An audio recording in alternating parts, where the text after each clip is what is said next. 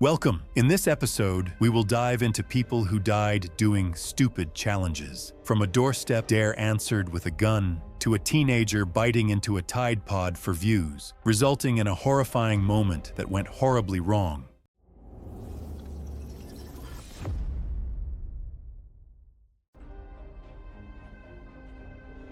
It was March 9th, 2022, on a quiet cul-de-sac outside Houston, Texas. A warm, still night lay over the street. The house is already dark and locked up. Trey Ferraro was 19, and for 2 years, he had run a prank channel out of his mother's house, chasing the clip that would push him past a few hundred followers into real numbers.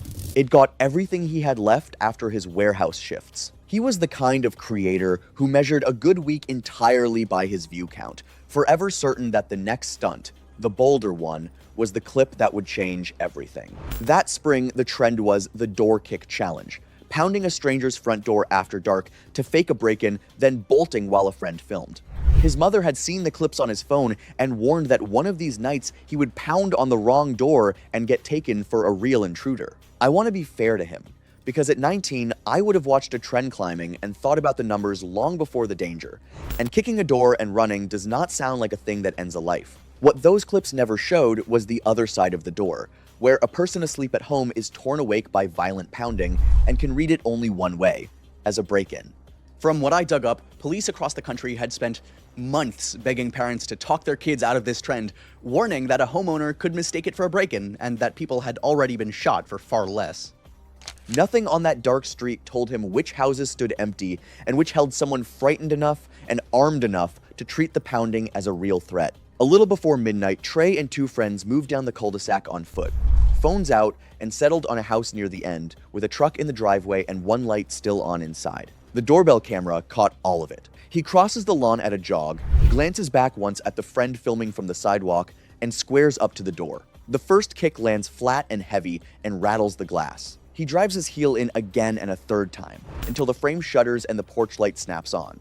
Inside, the homeowner later told police he woke to what sounded like several deliberate blows against his front door in the dead of night, the unmistakable sound of someone trying to force a way into a house where his wife and small child were asleep. He did not shout a warning. He took the handgun from his nightstand and moved to the front of the house, where the pounding had already stopped. He pulled the door open just as the 3 figures turned from the porch. One of them appeared to hesitate and pivot back toward the house for a split second. Believing the movement meant the intrusion was continuing, he raised the handgun and fired a single shot, later telling detectives he thought one of the figures was coming back toward the door. The footage shows Trey stumble a few strides across the grass before he went down. His friends kept running half a block before they realized he was no longer behind them. A neighbor who heard the shot reached emergency services within a minute or two, and the first ambulance arrived in about 9 minutes, but Trey had been down on the grass the whole time. People argued hard over who to blame here, the homeowner, the kid, or the trend itself, and it is hard to accept how little it took, a joke on one side and a locked door on the other, to end a life. Trey died on the way to the hospital of a single gunshot wound. Detectives interviewed the neighbors, reviewed the doorbell footage, and reconstructed the timeline, then handed the case to prosecutors, who declined to file charges after concluding they could not prove beyond a reasonable doubt that the homeowner's use of deadly force had been criminal. His channel is still up, a row of prank clips frozen at a few thousand views, the last filmed only hours before he walked onto that lawn, and his mother has since asked other parents to look hard at what their kids post. I keep racking my brain on how a locked door is supposed to mean safety, and how quietly this trend turned one into a tripwire. This was a hard one to stomach, because the warning wasn't vague or far off. It came from his own mother, in his own kitchen, and it turned out to be almost word for word how the night went. It was September 14th, 2016, in Lagos, Nigeria. The private spa complex was booked for the evening, just the 2 of them. Zara Obi, 28, worked as a qualified pharmacist at a private clinic in Victoria Island. She ran a lifestyle and wellness channel with around 4,500 subscribers, built around what she described as curated living. Her videos covered luxury experiences, health trends, and carefully staged moments designed to look effortless on camera. She was a pharmacist. She understood the science behind the products and trends she discussed. She said so regularly, and her viewers believed her. And that is the part that I personally find hardest to reconcile about this case. She had the exact knowledge that should have stopped this from happening. That evening, her boyfriend had rented the spa for her birthday celebration. Zara began filming within minutes of arriving, moving around the pool, recording the reflections of the lights across the water and the steam rising from the surface. While filming, she thought of something she had seen online. Dry ice dropped into warm water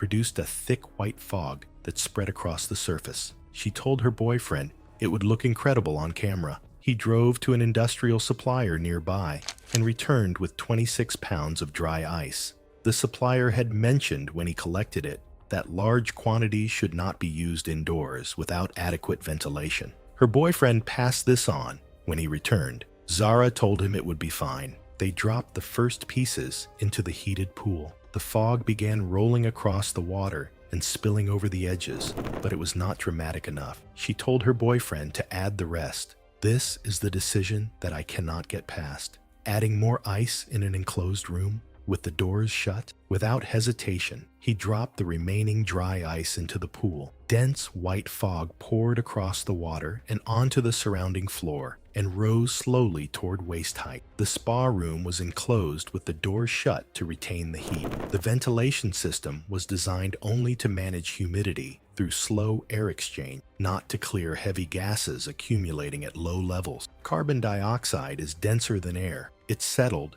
and built from the floor upward. When large quantities of dry ice contact warm water, they release carbon dioxide rapidly. At sufficient concentration in an enclosed space, carbon dioxide displaces breathable oxygen faster than the body registers danger. The gas has no smell. There is no visible warning. The first symptoms arrive as dizziness and a feeling of heaviness in the chest, which are easy to dismiss as heat or exertion.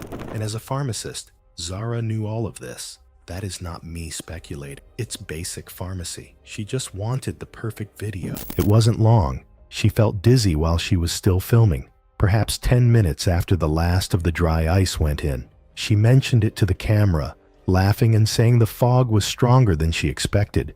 She kept filming. The dizziness became worse, and her chest felt heavy. She lowered the phone. She turned toward the entrance. Her boyfriend was already on his knees beside the pool. They had both been breathing the displaced air for too long. Neither of them made it to the door. Paramedics entered the building and found both of them collapsed near the pool. Resuscitation was attempted on both. Zara Obi was pronounced dead at the scene. Her boyfriend also didn't survive. The cause of death was carbon dioxide poisoning, leading to oxygen displacement. It was August 12th, 2019, during a severe Mojave Desert heatwave with temperatures above 110 degrees Fahrenheit. Near Barstow, California, a rented walk-in freezer maintained well below freezing temperatures despite the intense heat outside. Killian Catorce, 30, was a warehouse worker from the high desert who spent his free time creating outdoor survival and endurance videos with his 29-year-old cousin Errol. While many challenge creators relied on shock value to attract viewers, Killian wanted his content to be more educational by exploring how the human body reacted to extreme environments. Fascinated by human endurance, he became interested in experiencing the opposite of desert heat by spending several days inside a freezer, believing he could safely document the effects firsthand. He prepared the unit himself with a winter-rated sleeping bag, thermal clothing, food, water, insulation materials, and a communication device. He likely stored his drinking water in insulated containers to keep it from freezing. Before entering the freezer, Killian set up a camera outside to record the challenge for his followers. But while he focused on making the setup comfortable, he overlooked the safety side. There was no medical supervision, no emergency plan beyond messaging Errol. Killian's confidence came from a shorter trial that had gone smoothly. Because Errol had been nearby throughout that test, he assumed he could safely attempt a much longer stay alone. To conserve energy, he planned to spend most of the challenge resting, not realizing that staying still would make it harder for his body to generate heat. At first, Killian described the cold as uncomfortable but manageable and continued updating Errol. As the hours passed, however, his messages became slower, shorter, and less coherent. Errol noticed the changes but believed Killian was simply exhausted from the challenge. Because Killian had completed a smaller test without serious problems, neither of them recognized that the cold itself was beginning to affect Killian's ability to judge his condition. Eventually, Killian developed severe hypothermia. As his core temperature dropped, his thinking became impaired, his coordination weakened, and his ability to recognize danger declined. The same condition he was trying to study was also preventing him from making the decisions needed to save himself. It's a disturbing thought that the cold wasn't just affecting his body, but also the way he was thinking in the moment. When Errol arrived for their scheduled check-in, he found Killian unresponsive. Inside the freezer, he found the supplies Killian had brought for the challenge, including insulated containers that had likely helped keep his drinking water from freezing for longer. Emergency responders were called, but Killian could not be revived. The cause of death was determined to be hypothermia after several days of continuous exposure to extreme cold inside the freezer. In the days that followed, Errol was questioned by investigators, while Killian's family explored legal action against him, arguing that he should have checked on Killian sooner after the updates stopped. Investigators ultimately determined that Killian's death was the result of an accident, but the tragedy left his family struggling to accept how it had happened. I think one of the hardest parts of tragedies like this is that grief often leaves people searching for someone to blame, even when the truth is far more complicated. It was June 18, 2016, along a commuter rail corridor on the outskirts of Chicago, Illinois, the kind of stretch where trains move fast between stops and the surrounding infrastructure, poles, brackets, overhead lines, sits close enough to the tracks that clearance is measured in inches, not feet. That's where Benji Okafor decided to film his next piece of content. Benji was 26. He worked as a freelance videographer, building his personal brand around capturing urban stunts and posting the footage online. He had been doing it for about 2 years and had built a small but consistent following around it. Every outing was content, every location was a set. He didn't separate the stunt from the documentation. The whole point was the footage, and the footage was the whole point. He wasn't reckless in the way most people picture when they hear about something like this. He was methodical. He scouted locations before committing to them. He thought through angles and logistics. He brought equipment, but that's the part that made my stomach drop when I first went through this case, because it wasn't carelessness that brought him here. It was confidence that had never been tested hard enough to fail. In the weeks leading up to June 18th, Benji scouted the commuter rail corridor on 2 separate occasions. He timed the trains between stations. He observed the speed. He looked at the exterior of the cars and identified a recessed door handle he could grip for the duration of the ride. The plan was to ride the outside of a single commuter car between 2 stations less than a mile apart, short enough to control, slow enough to manage. He had done a version of this once before on a different line without incident,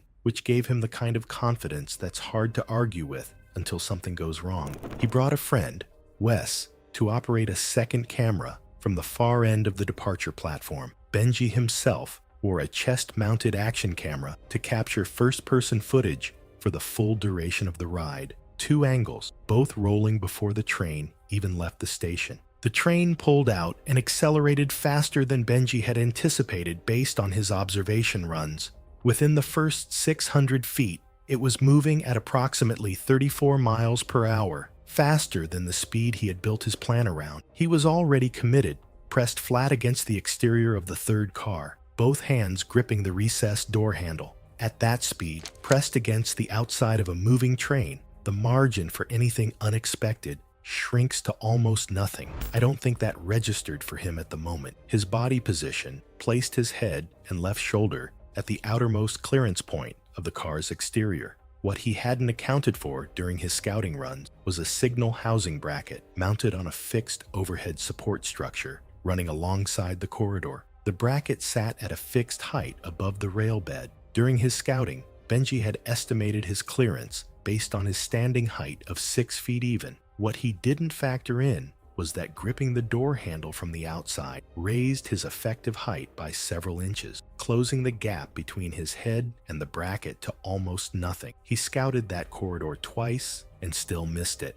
That detail made my chest tighten the first time I read it. The bracket made contact across the upper left side of his head and shoulder as the car passed beneath it at full speed. The force of the impact separated him from the car immediately. He fell to the rail bed alongside the track. Wes captured the moment of separation from the platform. A commuter standing near the far end of the platform also witnessed him come off the train. The chest-mounted camera continued recording through the fall and captured the rail bed on impact before the feed cut out. Benji was pronounced dead at the scene. The cause of death was blunt force trauma to the head from contact with the fixed overhead bracket at speed, compounded by the fall to the rail bed. The footage from both the platform camera and the chest-mounted camera was recovered and reviewed as part of the record.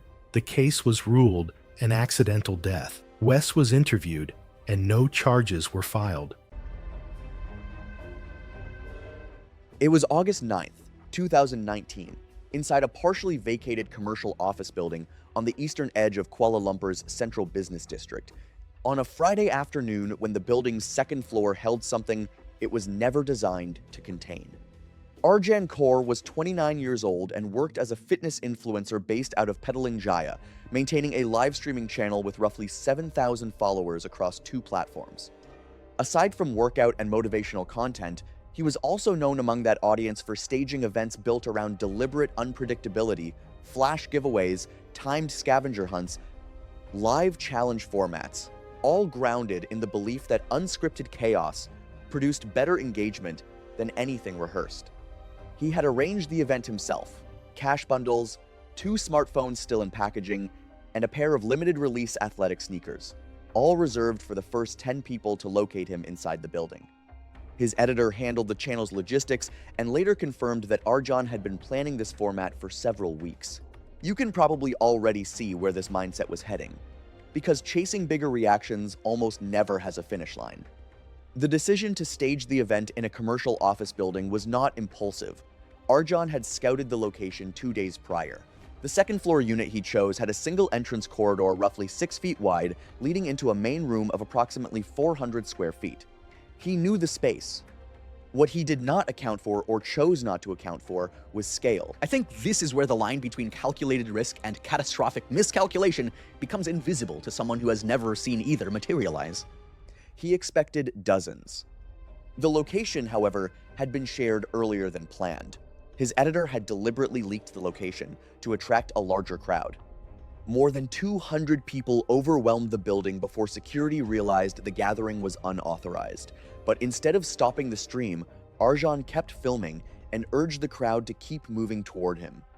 If I saw hundreds of people pouring into a building like this, I'd be ending the event immediately, not encouraging even more movement.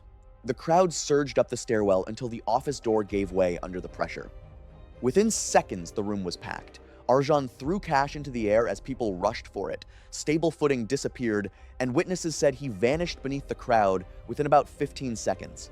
You don't need to be an engineer to know that throwing money into an already packed room is one of the worst decisions imaginable. The sounds witnesses consistently described were not screaming. They described something closer to sustained, compressed exhalation, not panic, but the specific involuntary sound of lungs losing capacity. A woman near the doorway said she felt the pressure against her own ribcage before she understood why she could not fully inhale. She was pulled backward through the door by someone behind her. Several people near the center of the room lost consciousness without falling, held upright by the density of bodies around them. Building management contacted emergency services at 2:56. Firefighters and paramedics arrived in 9 minutes. Clearing the room required physical extraction by emergency personnel. Arjan was located against the rear wall beneath several unconscious attendees. The layman summary of the medical findings: his chest had been subjected to sustained compressive force sufficient to prevent breathing and restrict cardiac function, resulting in traumatic asphyxia and cardiac arrest secondary to crush injury. He was pronounced dead at the scene. More than 30 attendees were evaluated by paramedics, 21 were hospitalized, and 3 required extended care. The leaked messages confirmed what his editor eventually admitted: the crowd had been deliberately engineered for content. I find it difficult to assign the word accident to something that was, by design, supposed to be overwhelming. You can call it viral marketing if you want, but I see people manufacturing danger because normal attention wasn't enough anymore. It was October 2nd, 2018, and evening had settled over a large state university campus in Pennsylvania. A residence hall on the north side housed primarily first-year students in shared rooms arranged along fluorescent-lit corridors. Cassius Thorne was 19 years old and in his first semester at the university, enrolled in a general studies program. He shared a small dorm room with another freshman, and the two had developed a casual friendship based on shared interests in gaming and online content. Both spent significant time watching video platforms featuring challenge-based videos. During this period, an older challenge format had experienced renewed attention. The challenge involved swallowing a tablespoon of ground cinnamon without any liquid. The substance's fine, dry texture made it nearly impossible to swallow in that quantity without coughing, and the resulting struggle was often presented as humorous. Most participants coughed violently and abandoned the attempt without serious injury. However, the challenge carried a serious but often overlooked risk. Forceful coughing could drive fine cinnamon particles deep into the lungs, where they could not be easily cleared, triggering severe inflammation known as aspiration pneumonitis. While most cases caused only temporary irritation, rare hospitalizations and isolated deaths had been documented after large-scale inhalation. That evening, Cassius and his roommate had been watching compilation videos and discussed attempting one themselves, settling on the cinnamon challenge due to its apparent simplicity. The roommate agreed to film. They returned to their dorm room, and Cassius retrieved a tablespoon and ground cinnamon from the floor's shared kitchen. He sat on his desk chair, facing the camera, filled the spoon with a heaping amount of cinnamon, and confirmed that the recording had started. Cassius placed the entire spoonful into his mouth at once. The immediate effect was an inability to swallow, as the powder absorbed moisture and formed a thick, dry mass. Within seconds, he began coughing violently. The reflexive coughing expelled a cloud of cinnamon powder from his mouth and nose, but the sharp inhalations between coughs drew fine particles deep into his airways and lungs. The coughing continued for more than a minute. His face reddened, and his eyes watered as he struggled to clear his airway. His roommate stopped recording and offered him water, which Cassius drank between coughs. The coughing gradually subsided, though he continued clearing his throat and complained of chest irritation. Both treated the attempt as a failed stunt. Over the next 12 hours, Cassius developed progressively worsening symptoms. He went to bed, but woke repeatedly coughing and feeling short of breath. By morning, he had developed a fever and was breathing rapidly with visible effort. His roommate suggested visiting the campus health center, but Cassius initially declined. By afternoon, his condition had deteriorated further. He was coughing up discolored sputum, his fever had increased, and he became severely winded with minimal movement.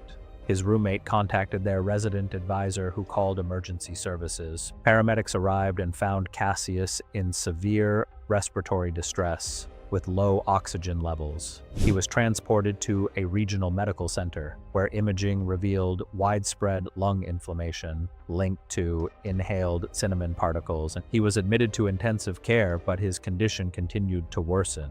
Over the following days, his lungs failed to adequately exchange oxygen, progressing into acute respiratory distress syndrome. He was placed on mechanical ventilation, but complications from severe airway injury and infection led to multi-organ failure. He died several days after attempting the cinnamon challenge.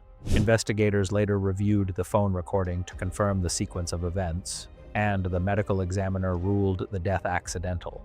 The university issued safety advisories through residence halls, warning students about similar online stunts.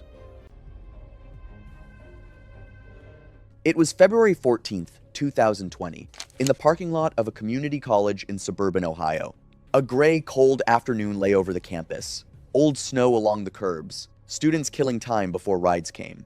Alondra Vega was 18, a first-year student who had transferred in that winter and was still working out who her people were. She was warm and eager and desperate to belong, and had fallen in with an older group who filmed videos after class. She was the sort who would go along with almost anything to keep the mood light, the friend who never wanted to be the one who said no and killed the fun. The trend that winter was the Skull Breaker Challenge, where 3 line up to jump together and the 2 on the outside secretly kick the feet from under the one in the middle, flipping them backward for the camera. Her mother had seen the warning the schools sent around and made Alondra promise she would never let anyone talk her into it. Wanting to belong at 18 is a feeling I remember too well, that pull to be the good sport, and how anyone who claims they would have refused on the spot is not being honest about how that age really works. On its face, the challenge looked like nothing. 3 friends jumping at once, a clip that fills a feed and vanishes by morning.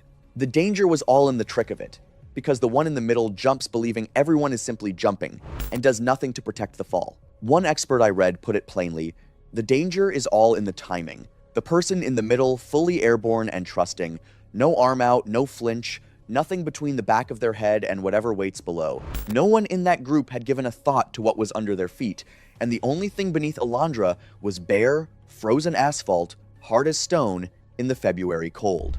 They set it up near the edge of the lot, phones ready, the 2 older students on either side of her while the real plan was kept from her the way the trend required. On the count of 3, all 3 crouched and jumped. In the video, the 2 on the outside barely leave the ground, because their real job was to swing their legs inward, kicking her feet back and up just as she reached the top of her own jump. She was not braced for any of it. Her whole body went horizontal in the air with nothing underneath it and nothing to reach for, and she came straight down on the back of her head on the frozen asphalt. Several students said afterward that it was the sound they could not forget, a single flat crack that stopped the laughing at once. She did not get up. A couple thought at first she was dazed, or drawing it out for the camera, but she was not answering, not moving, and a small amount of blood had begun to spread beneath her head. One of them reached emergency services almost immediately, voice shaking on the recording, and because the campus sat near a main road, paramedics were there in about 6 minutes. She was still breathing when they lifted her onto the stretcher, but she had already slipped out of consciousness and never came back. The thing that guts me is that she was the one who trusted, not the one who planned it. That she kept a kind of faith in the people around her, and it was that faith, more than anything, that put her on the ground. Alondra died in the hospital 3 days later of a severe traumatic brain injury, the swelling from the impact more than the doctors could bring down. Police went through the video frame by frame, and the 2 who kicked her feet out were charged with reckless homicide. Both were, by every account, horrified by what they had done. Her mother has spoken since at school events about the promise her daughter made, and kept, right up until the afternoon, new friends asked her to stand in the middle. The 2 who kicked her feet out were kids themselves, and I think they will carry that one copied clip for the rest of their lives. The thing with Alondra that just hurts me so much is how small the gap was between belonging and disaster, that the very thing she wanted, to be part of the group, is the thing that walked her out onto that asphalt. It was February 9th, 2016, in Houston, Texas. The apartment on Westheimer Road was tidy and well lit. A ring light set up in the living room, and a camera on a tripod aimed at the small table where Nia did most of her filming. Nia Kelly, 27, ran a beauty channel with around 4,000 subscribers. Her content was built around a single idea: expensive cosmetic procedures had cheaper alternatives, and she was going to find them. She called the series Why Pay More. She tested everything herself before recommending it, which was the reason her viewers trusted her. She had tried budget chemical peels, at-home microneedling rollers, and DIY lash lifts. She had filmed all of it and posted all of it, and nothing had gone seriously wrong. But I must say something here. A chemical peel and a needle going into your face are not the same category of risk. For the newest episode, she had ordered a DIY lip filler kit from an overseas website. The package arrived in a plain padded envelope. Inside was a pre-filled syringe containing a clear gel labeled only as dermal filler gel, with no ingredient list, no manufacturer name, and no dosage guidance. A small tube of numbing cream was included alongside an instruction sheet translated so poorly it was barely readable. And I need you to picture that instruction sheet for a second. No ingredients, no manufacturer, barely readable instructions. And then she just glanced at it and set it aside. The tutorials she had watched made the process look straightforward, and she trusted those more than a badly translated sheet of paper. She had watched 4 YouTube videos of other creators injecting their own lips, and all of them had been fine. Clinics charged hundreds of dollars for something that looked this simple. That was the entire premise of the video, and honestly, clinics do overcharge for a lot of things, but a needle going into my face is an experiment I won't want to try. Her younger sister set up the camera and pressed record. Nia opened the episode the same way she always did. She held up the kit and told her viewers that what they were about to watch cost her less than a makeup palette, while clinics charged several $100s for the exact same result. She said the tutorials made it look easy because it was easy. She was selling it to her audience before she had even picked up the needle. That's scary to me. She applied the numbing cream and waited for it to take effect, talking to the camera the whole time. Then she picked up the syringe. She aimed for the upper lip border, following the angle she had seen in the tutorials. What the tutorials had not explained, and what Nia had no way of knowing, was that the upper lip sits in a region of the face with critical arterial connections running close beneath the surface. And this is the part that genuinely unsettles me. She was following instructions from people who she wasn't sure of. Unfortunately for her, the needle entered a vessel, and filler was pushed into it under pressure. The gel moved through the vascular system in the direction of least resistance. The skin around the injection site turned pale and mottled almost immediately. Nia noticed it and frowned at the camera, saying the area looked a little white, but that it would probably settle. Over the next minute or two, the discoloration spread, and she said there was pressure building behind her eye. Her sister, behind the camera, laughed, assuming she was playing up the reaction for the video. And I understand why she laughed. Nia had always been fine before, but everything became serious when Nia said the vision on one side had gone dark. Her speech slowed and became imprecise. She put her hand to her face and went still in the chair. Her sister called 911 within minutes.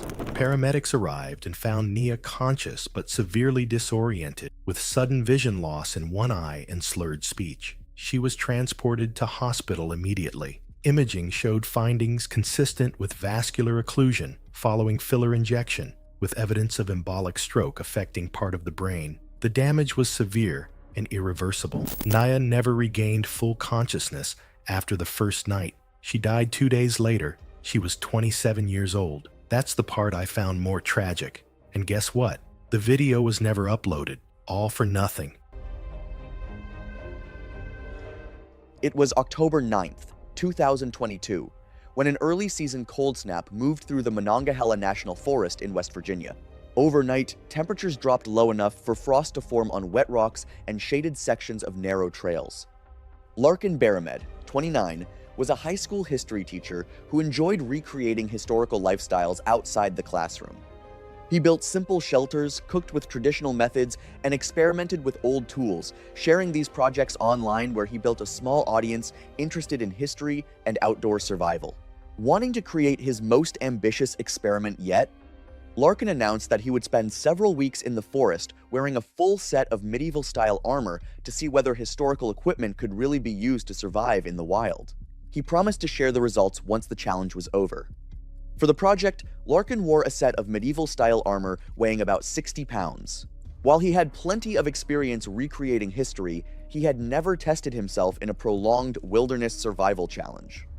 During the first few days, he managed to build camp, gather supplies, and document his progress. But as time went on, the constant weight took a heavier toll than he expected. It drained his energy, slowed every movement, and turned routine tasks like hiking, collecting water, and setting up camp into exhausting work.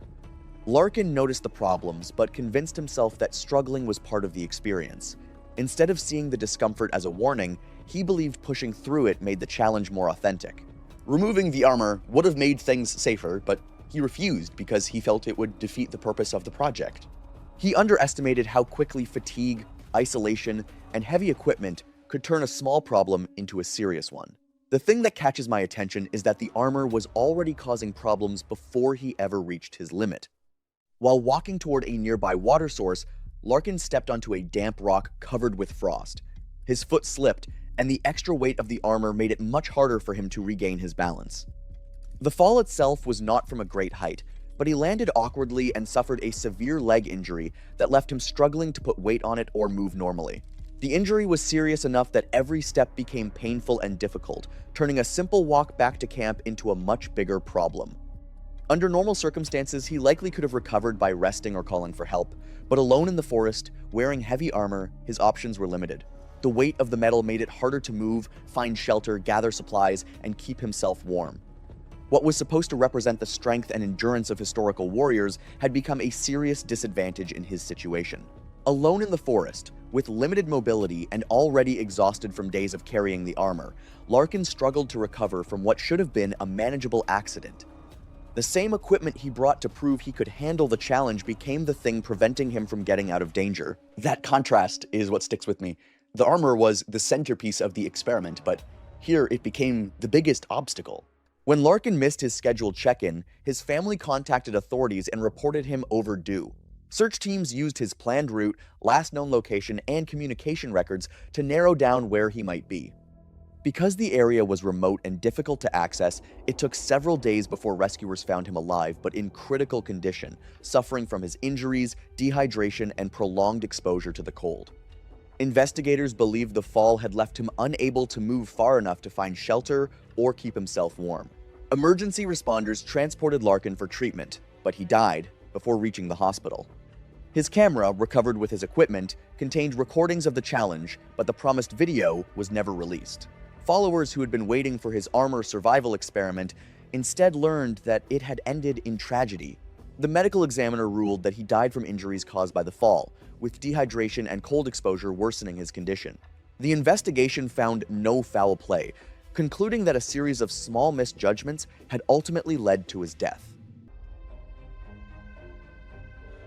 It was September 6th, 2017, somewhere outside a mid-sized town in rural Georgia, the kind of area where the roads get narrow fast and the tree line swallows everything once you're far enough in. That's where Corin Hadley ended up, not by accident, not by force, but entirely by choice. Corin was 27. He worked part-time as a delivery driver, picking up routes whenever they were available. Irregular hours, inconsistent pay, and a living situation to match. He rented a single room and largely kept to himself. No close family nearby, no one who checked in on him with any regularity. Most of his social life existed online, through group chats and shared feeds, which is exactly where he came across the 48-hour missing challenge sometime in late August 2017. The premise was simple: disappear for 48 hours without telling anyone where you went. No contact, no updates. Then reappear and post about it.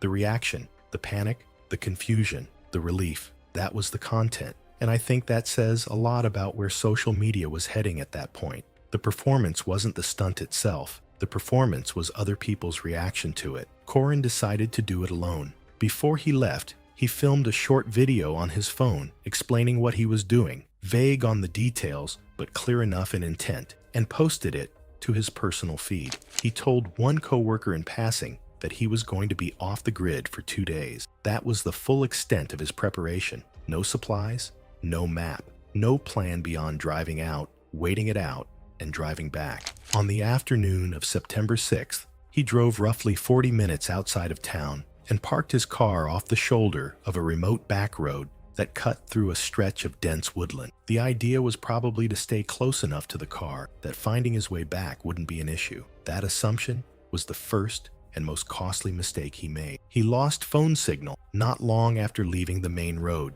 By nightfall, the temperature had dropped to around 58 degrees Fahrenheit, cooler than he had dressed for. And with the humidity that comes with Georgia woodland at night, it felt significantly colder than that. He had no food, no water, no flashlight, and no way to call anyone, even if he had wanted to. He spent the first night moving to stay warm, which took him further from the road than he realized. By the morning of day 2, the landscape around him looked the same in every direction. He was disoriented and had been for hours without knowing it. He kept moving through day 2, dehydrated, underfed, and increasingly fatigued from a full night and day of exposure. His body was running on very little by the time darkness came again on the second night. Georgia woodland in early September holds heat through the day, but once the sun is gone and the humidity settles, the temperature drops faster than most people expect, especially when the body is already under physical stress. Sometime after dark, on September 7th, he attempted to cross a shallow creek running through the woods, using rocks along the surface as stepping points. The rocks were mossy. He was physically weakened, and his coordination had been compromised by over 30 hours of exposure and dehydration. On the second rock, he lost his footing and went down sideways, striking the right side of his head against a partially submerged flat rock with significant force. He lost consciousness immediately and fell face forward into the creek. The water was roughly 9 inches deep, shallow, but enough to cover the airway of someone face down and unresponsive. The margin between those two things is so small, it's hard to process. He remained there, unresponsive. A driver passing along the back road the following morning noticed his car had been parked in the same spot for 2 days and flagged it. That detail, combined with a video still visible on his personal feed, gave searchers enough to work with in terms of direction and intent. Corin was found face down in the creek approximately 31 hours after he had driven out. The cause of death was determined to be blunt force head trauma followed by drowning while unconscious. The case was ruled an accidental death. No other parties were involved and no foul play was suspected.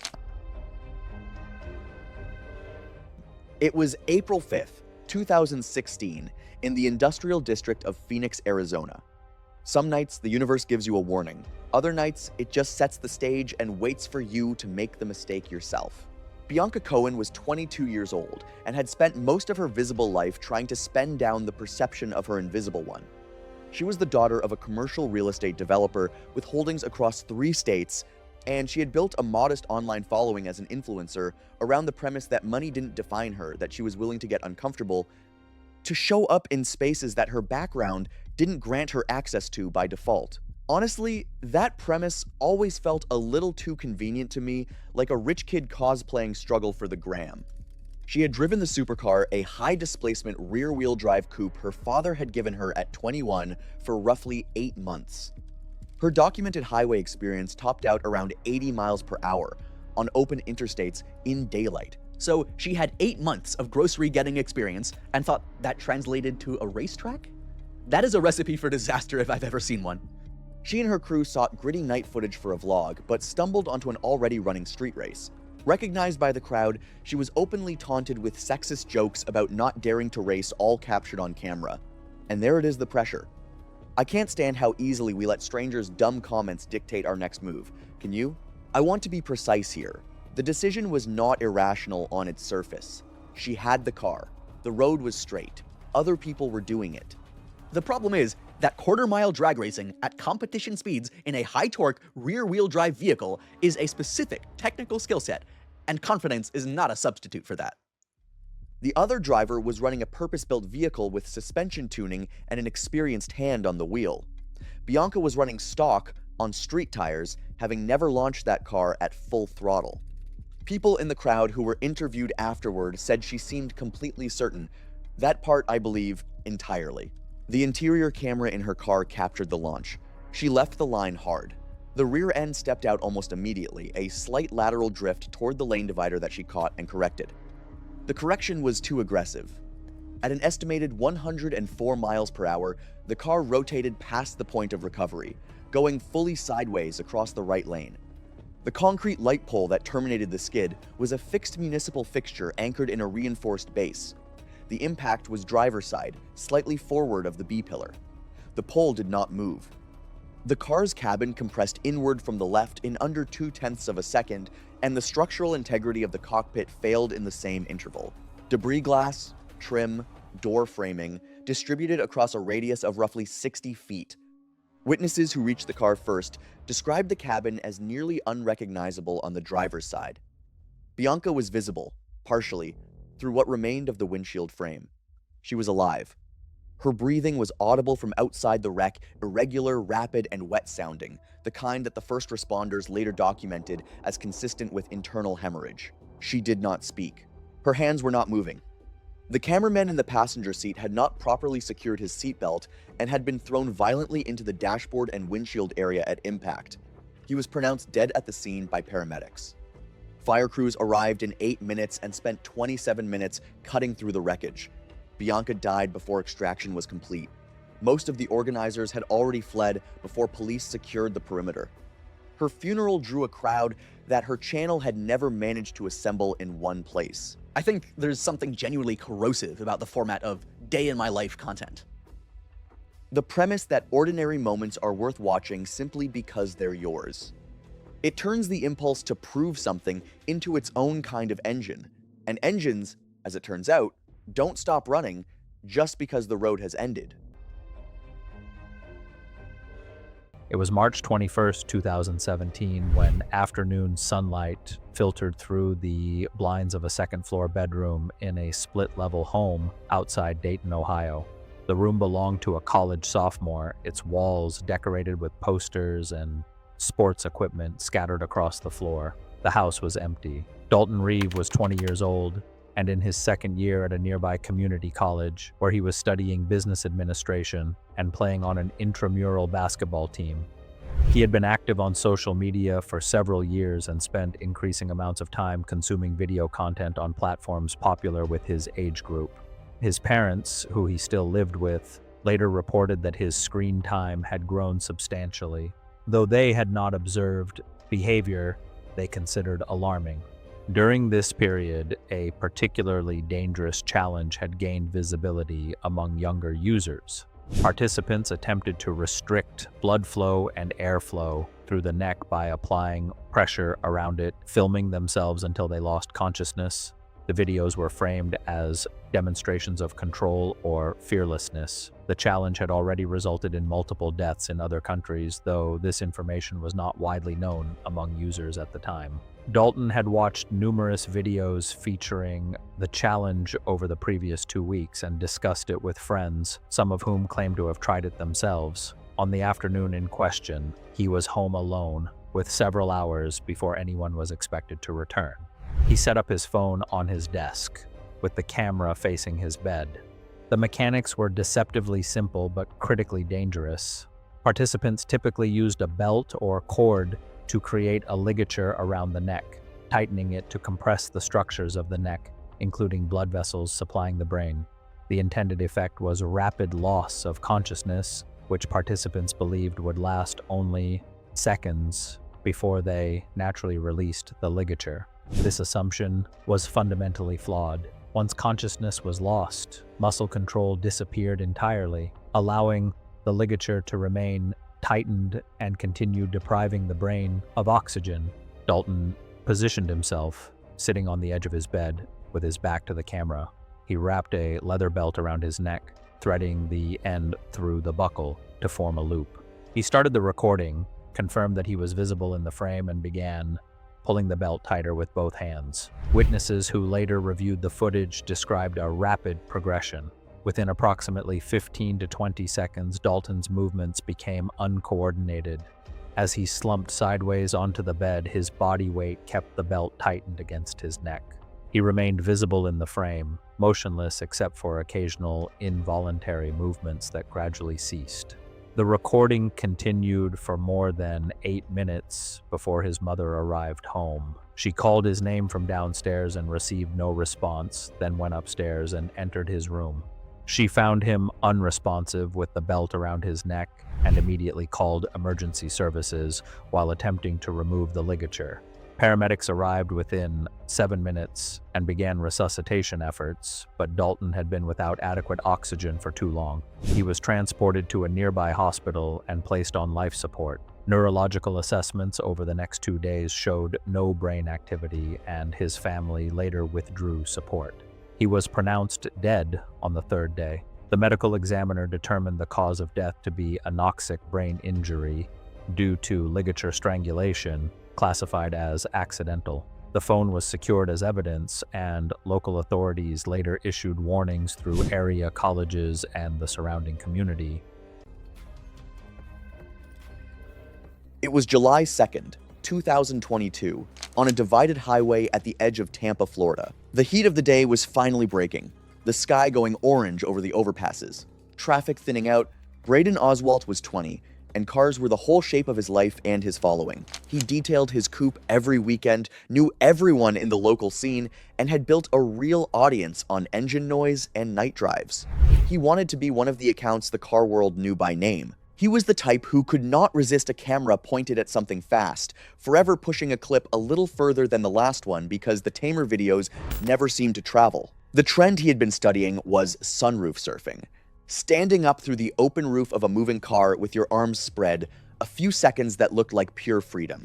His father had driven a tow truck for years and pulled people from wrecks on these roads, and had told his son what the highway did to a body outside a car. The appeal of a shot like that is not lost on me. The wind and the low light and the feeling of being untouchable. And that feeling is exactly what makes this kind of clip so hard for a young creator to walk away from. The plan that evening was one that had worked in 100 other videos. A friend would hold a steady speed on the open highway while Braden stood up through the sunroof, arms out, long enough to get the clip.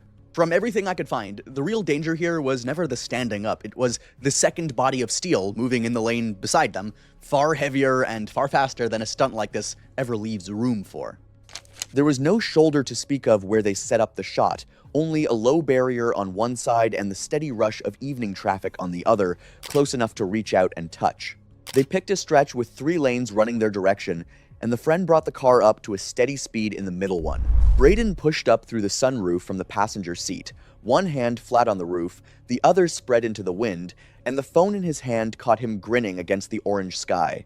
For a few seconds, it was exactly the clip he had pictured, his shirt snapping in the wind. Then, still filming himself, he leaned his shoulders and much of his upper body out to the right, his torso reaching well past the passenger side mirror toward the next lane to make the shot look bigger, just as a box truck came up fast in that lane to pass. The footage from the phone shows his upper body cross the line of the side mirror, a blur of motion, and then nothing but the roof liner as the phone drops into the seat. The friend driving felt the impact more than saw it, and braked hard, fighting the car to the barrier as other drivers slowed. Motorists behind them told investigators it happened in a blink, that the truck never had a chance to react, and neither did Braden. People were running back along the shoulder within moments, and someone called for help almost at once. Crews arrived in roughly 7 minutes, but the injuries from an impact at highway speed were incompatible with survival. The most shocking thing about this story to me is how ordinary the setup was. A friend driving the limit on a road they both knew, nothing they believed had crossed the line yet, and how one small lean toward a better shot was the whole distance between a clip and a funeral. Braden died at the scene of catastrophic injuries from the collision. The clip was never posted, though the footage became part of the crash investigation, and for a while it moved quietly through the car communities he had wanted to impress as a warning.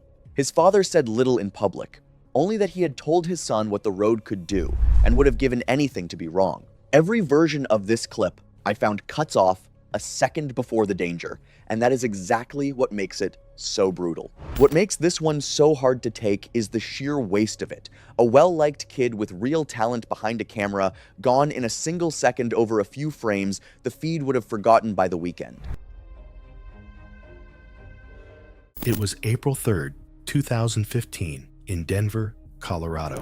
The gym on South Broadway was quiet on a Saturday morning. A handful of regulars working through their sessions while music played low from a speaker near the front desk. Jordan Mace, 24, worked part-time at a sporting goods store and ran a small powerlifting channel with just over 3,000 subscribers. His content was built around what he called honest lifting. No camera tricks, no edited rest period, every attempt shown exactly as it happened. The channel had barely grown in months, and Jordan had been thinking about how to change that. That morning, he had announced a 315-pound bench press personal record attempt. He spent more time positioning his camera on a tripod at the foot of the bench than he did warming up.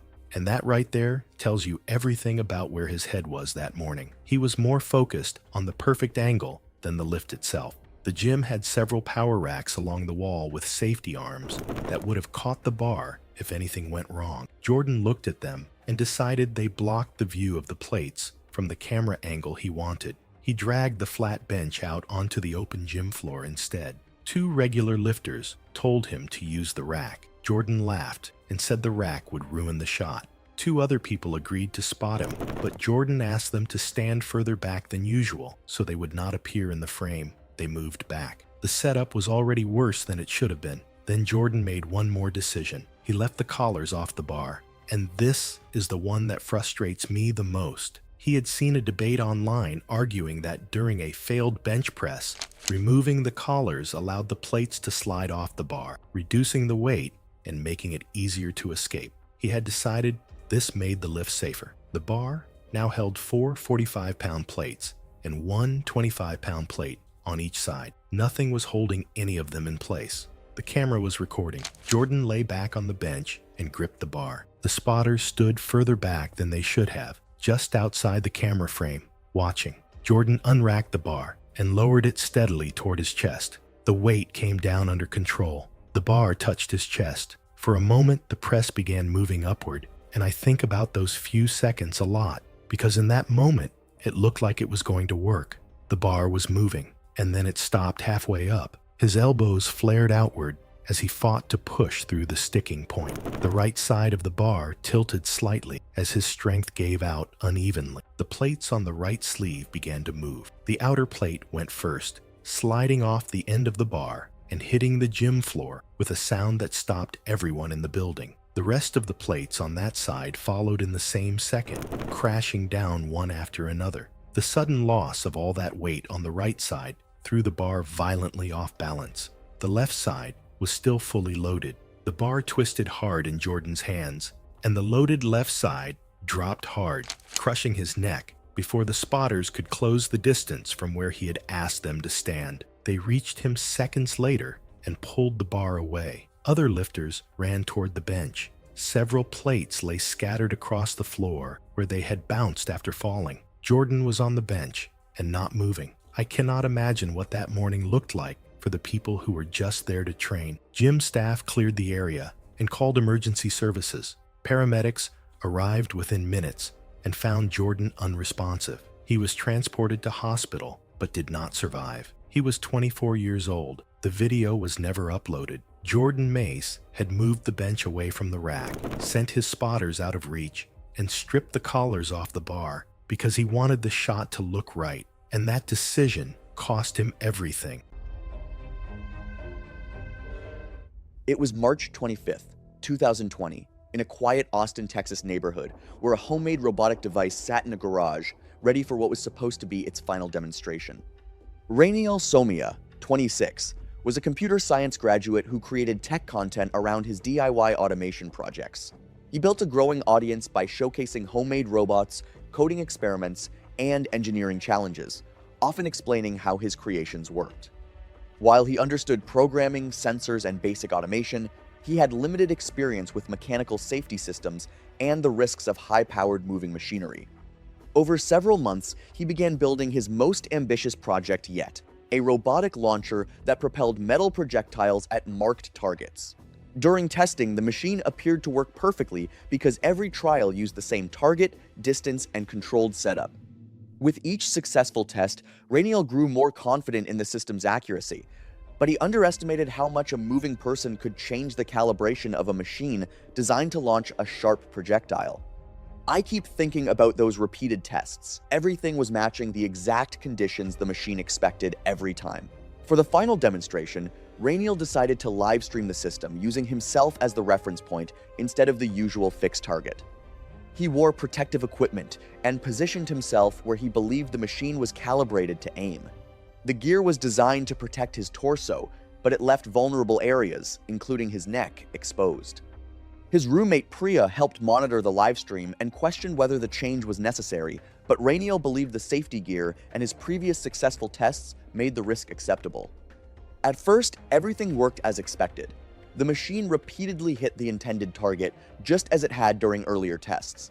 With each successful demonstration, Rainiel became more confident that the system was reliable. The problem was that every previous test had been performed under nearly identical conditions using a stationary target that never changed position. This time, however, the target was Rainiel himself.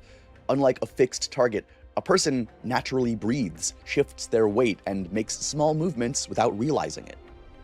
As he settled into position before the final test, the camera interpreted his stance slightly differently from its original calibration, though neither Rainiel nor Priya noticed the change.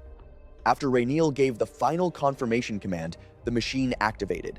Because of the slight misalignment, the projectile missed the armored section of his chest and struck his exposed neck.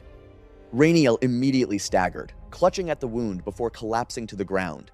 Priya lunged for the emergency stop, but the launch sequence had already completed. The live stream ended abruptly as she rushed to his side. Paramedics arrived shortly afterward, but Rainiel's injuries were too severe and he died at the scene. Investigators ruled the death accidental, finding no evidence of mechanical failure. Instead, they concluded that the system had operated as programmed and that a series of testing assumptions, especially using a moving person instead of a stationary target, had led to the fatal outcome. For me, that's the hardest part to process. The machine wasn't defective. It simply did exactly what it had been programmed to do. It had never answered the more important question, what would happen when something changed? It was March 14, 2016, in a residential neighborhood in Columbus, Ohio, the kind of area where the same group of people end up on the same porch every weekend without much planning. That's exactly where Darren Prewitt was that night, on the back patio of a friend's house, doing what he did most weekends. Darren was 24. He worked overnight shifts stocking shelves at a wholesale warehouse, which meant he slept through most of the day and was free by evening. His social life ran on a pretty tight loop. Same small group, same neighborhood, same hangouts. He wasn't the kind of person who pushed things forward or came up with ideas. He mostly just showed up and went along with whatever was already happening. And looking back, that might be the most important thing to know about him going into this. That night, someone in the group pulled up a video on their phone, the duct tape challenge. The concept was simple. Wrap someone in duct tape, pin them to a fixed surface, and watch them try to break free. It had been circulating on video platforms for a few weeks, and the group already had a roll of duct tape sitting nearby from a repair job. 2 people went first without any real issue. Both broke free without falling. Both laughed it off. By the time it was Darren's turn, the whole thing felt completely routine. That's the part that's easy to overlook, how much those first 2 attempts set the tone. Nobody stopped to think about the setup because nothing had gone wrong yet. The group taped his arms behind his back, bound his ankles loosely, and secured him to a wooden support post on the patio. 2 phones were already out, one propped against a cooler, one held by a friend for a wider angle. What nobody flagged was where that post was positioned. The back patio of the house sat on a split-level foundation, elevated roughly 6 feet above a concrete utility path running along the rear of the house. The post Darren was taped to sat about 2 feet from the unrailed edge. There was no barrier, no railing, nothing on that side, just open air and a 6-foot drop onto concrete. When someone adjusted the camera angle to get a better shot, they shifted where Darren was standing slightly closer to that edge without anyone catching it. I couldn't get past that part. 1 shift, 2 inches, and everything changed. He started twisting to break free. He built momentum the way the first 2 had, but his ankles came loose faster than expected before his arms had any give at all. With both arms still fully pinned behind his back and his feet suddenly free underneath him, his balance shifted forward instantly, and he had no way to correct it. He had no hands to grab anything, no arms to swing out, nothing to slow the forward pitch. He went over the edge, the full 6-foot drop, head first, with both arms bound behind him the entire way down. He had no ability to reach out, turn, or slow himself in any way.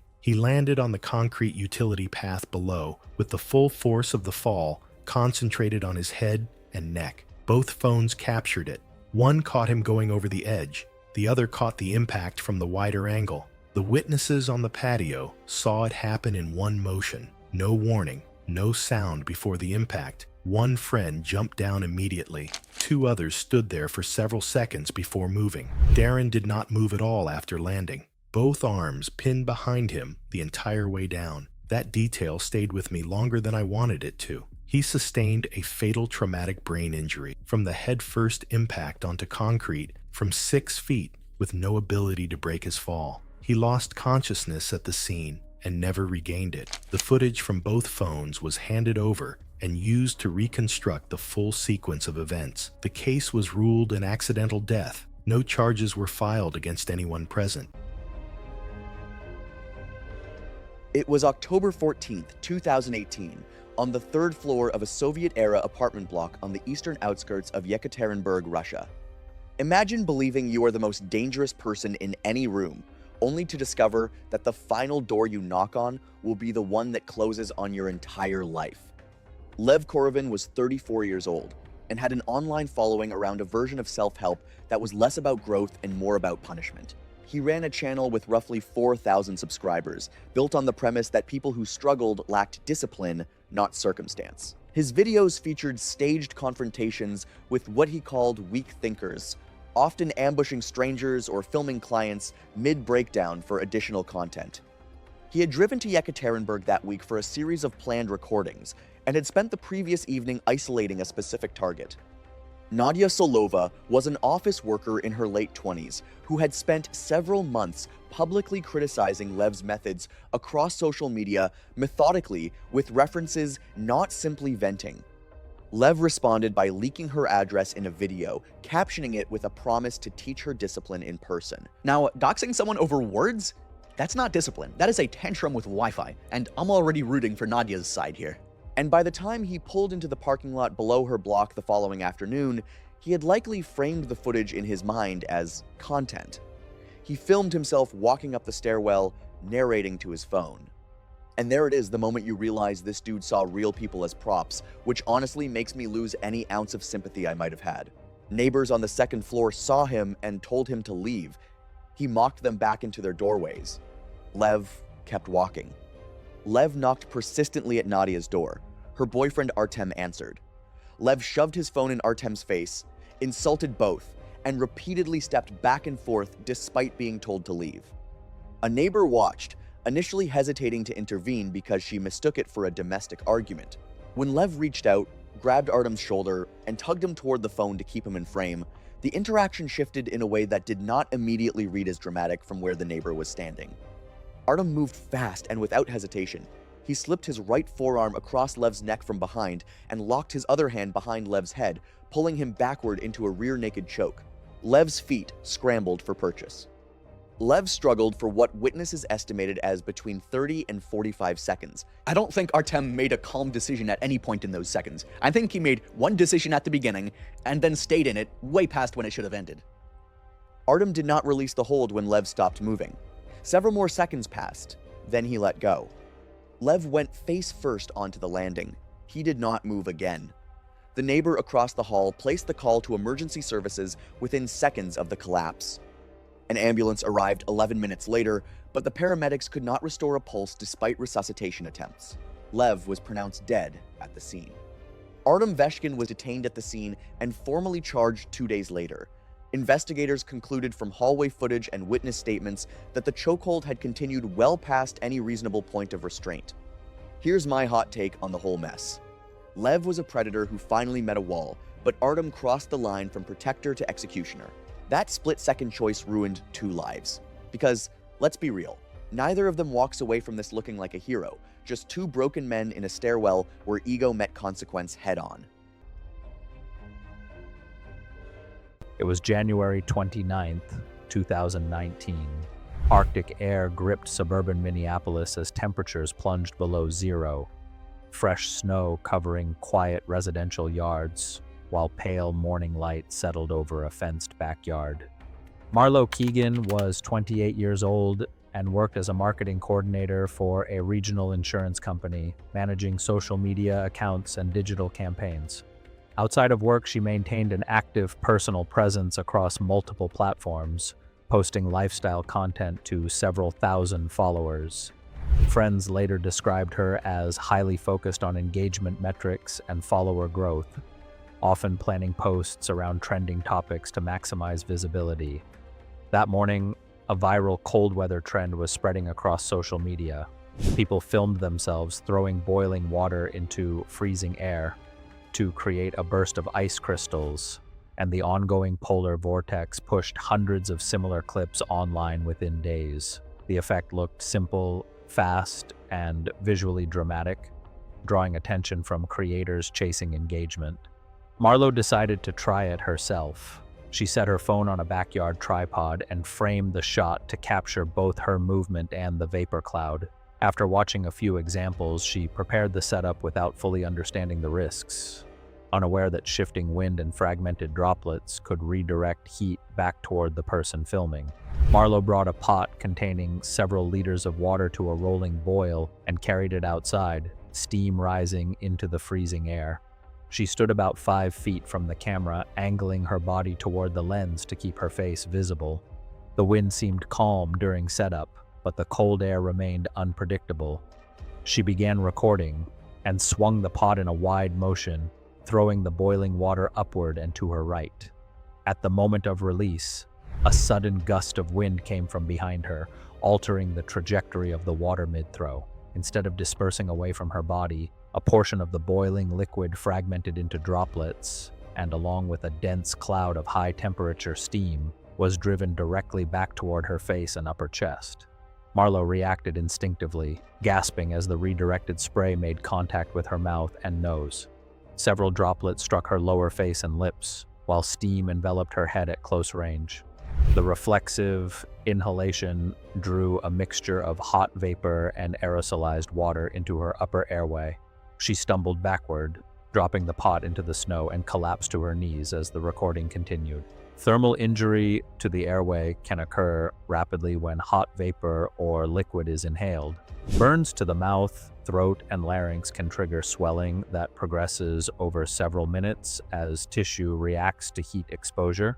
Marlo's breathing became harsh and strained, producing high-pitched sounds as airflow narrowed. She remained conscious but was unable to speak or call out. Her husband, who had been inside the house, heard the pot strike the ground and reached the backyard within roughly 30 seconds.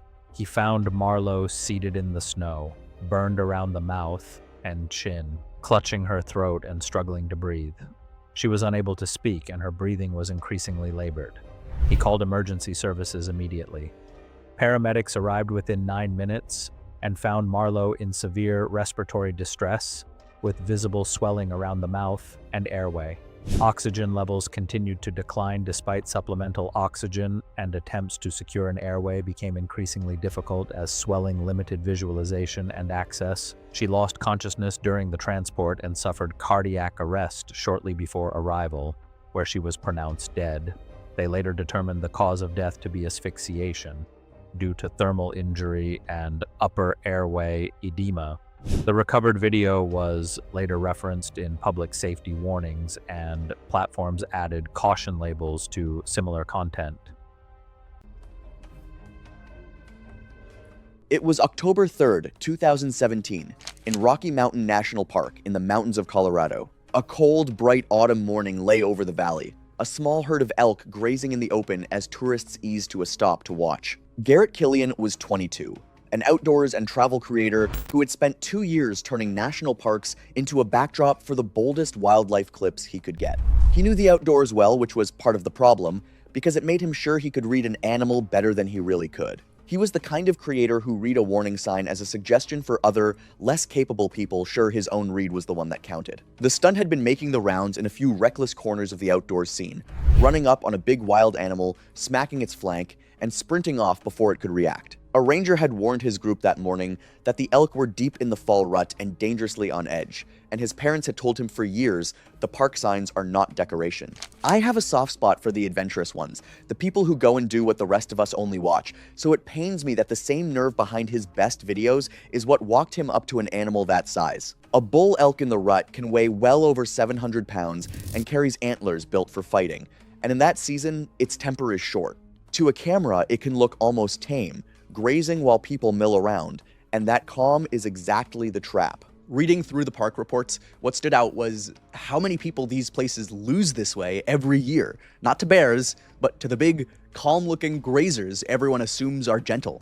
On the screen, the animal lifting its head looked like nothing, yet every wild thing in that meadow understood the moment far better than he did. He handed his phone to someone in the group and picked out the largest bull at the edge of the herd. Other tourists had cameras out too, and they caught what came next from several angles. He crossed the meadow at an easy walk to keep from spooking it too soon, then broke into a jog over the last stretch, reached out, and slapped the animal hard across the hindquarters.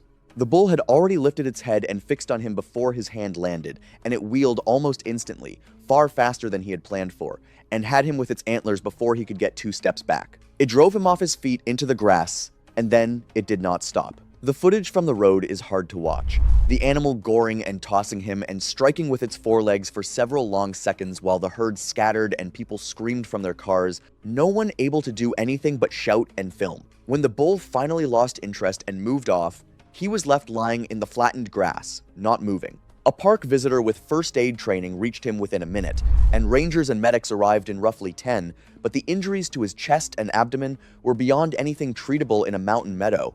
I could not believe how completely the animal outclassed him, how the whole thing was over almost before his hand came back down, and how all that confidence meant nothing at all to a bull elk defending its ground. Garrett died at the scene of catastrophic chest and abdominal trauma from the goring and trampling. Park officials who spend every season begging visitors to keep their distance folded his death into their warnings, and the clip other tourists had filmed spread widely, less as the fearless moment he wanted, than as a lesson in what the meadow had been telling everyone all along. The bull was never put down, because it had done nothing but what a wild animal does when something rushes it. Watching the footage, I could feel how badly he misread that animal, taking a calm moment for a safe one the way the whole stunt taught him to. Before this one, I badly underrated how dangerous a calm-looking animal in an open field can be, and that is what I hope people take from Garrett, that wild does not stop being wild just because it is standing still and letting you point a camera at it. It was November 17th, 2016, in Brazzaville, Republic of Congo.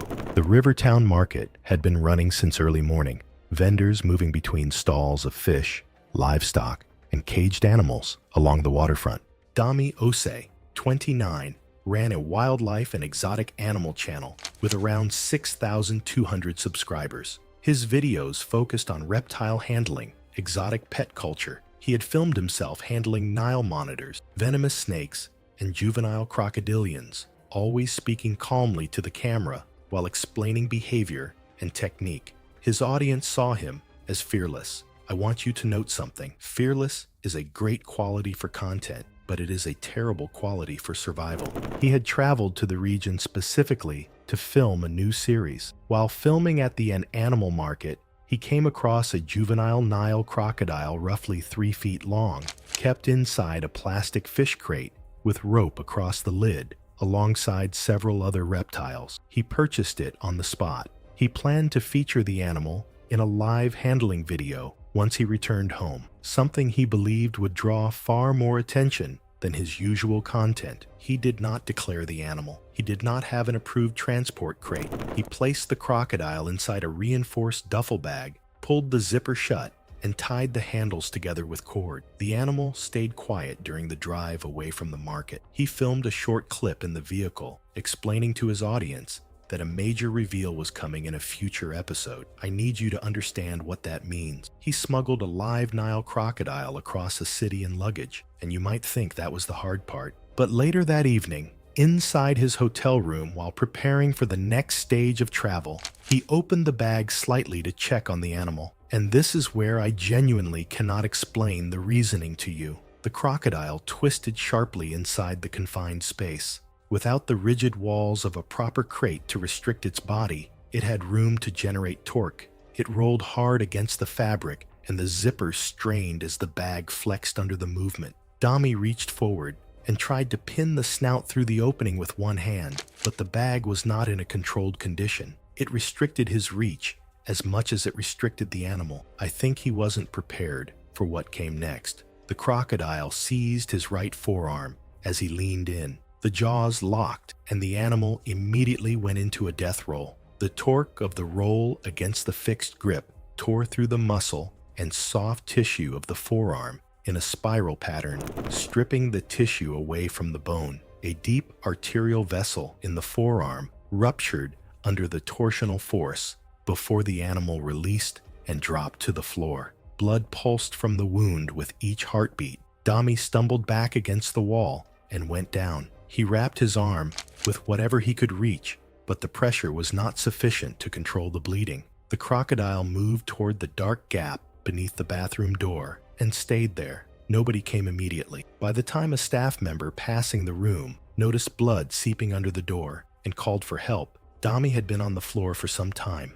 Emergency services and local wildlife authorities were called. Paramedics entered the room and found Dami unresponsive on the floor, the arterial wound to his forearm having bled without adequate pressure for too long. Resuscitation was attempted. Dami Osi was pronounced dead at the scene. He was 29 years old. Investigators confirmed the animal had been transported without permits and without the rigid ventilated crate required under international wildlife transport regulations. And the funny part to me was that the crocodile just laid beneath the bathroom door and was recovered by wildlife officers. The animal that caused all of this was the only thing in that room that walked out fine. It was June 18th, 2021, during the start of summer in Scottsdale, Arizona. Behind an apartment complex, a quiet community pool sat empty except for a camera tripod near the water's edge. Xian Frias, 21, had built a small following of around 5,000 through home workout content before becoming interested in freediving after discovering apnea athletes online. With no certification or formal training, he relied on his swimming background and viewed many safety precautions as excessive, despite seeing warnings about blackout risks and the need for supervision. I've seen how easy it is for people online to make extreme challenges look simple, especially when they only show the successful attempts. Freediving's biggest danger is not the water itself, but how the body reacts when oxygen levels fall. Hyperventilating before a breath hold can delay the urge to breathe without actually giving the body more oxygen, which is why trained divers use spotters. But Xian's solo challenges convinced him he could recognize his limits. After improving his times from 2 minutes to nearly 5 over 4 months, he attempted to break 5 minutes and 30 seconds alone in a shallow pool with only a camera recording. To me, going from 2 minutes to nearly 5 would feel like a huge improvement, so I understand why he felt confident. Xian had spent months proving to himself that he could push further, and for this final attempt, he removed the very safety measures designed to stop a mistake from becoming fatal. He entered the pool alone, relying only on the camera to record the attempt. To Xian, the setup felt controlled because every previous attempt had ended successfully, but surviving those earlier challenges had given him confidence, not proof that the risk had disappeared. As the timer kept going, Xian stayed underwater longer than he ever had before. His body was still using oxygen, but the breathing routine he used before the dive had delayed the usual warning signs. Basically, the feeling that normally tells someone to stop had been pushed back, even though his oxygen levels were still dropping. It meant Xian could feel like he was still in control, even while his body was quietly running out of what it needed to keep going. Sometime after the 4-minute mark, Xian stopped moving. There was no sudden struggle, no attempt to reach the surface, just silence. From the outside, it didn't look like a person in danger. It looked like someone simply holding their breath and waiting for the timer to finish. The camera kept recording as he stayed motionless in the water. That's what made the situation so difficult to notice. There was no obvious moment where someone could see that he needed help.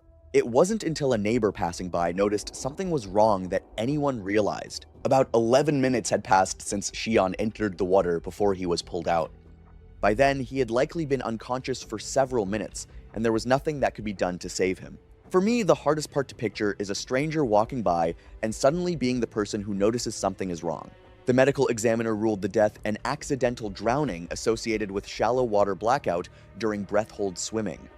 Toxicology testing found no drugs or alcohol involved, and the available evidence suggested Xian lost consciousness before the drowning occurred rather than experiencing a prolonged struggle.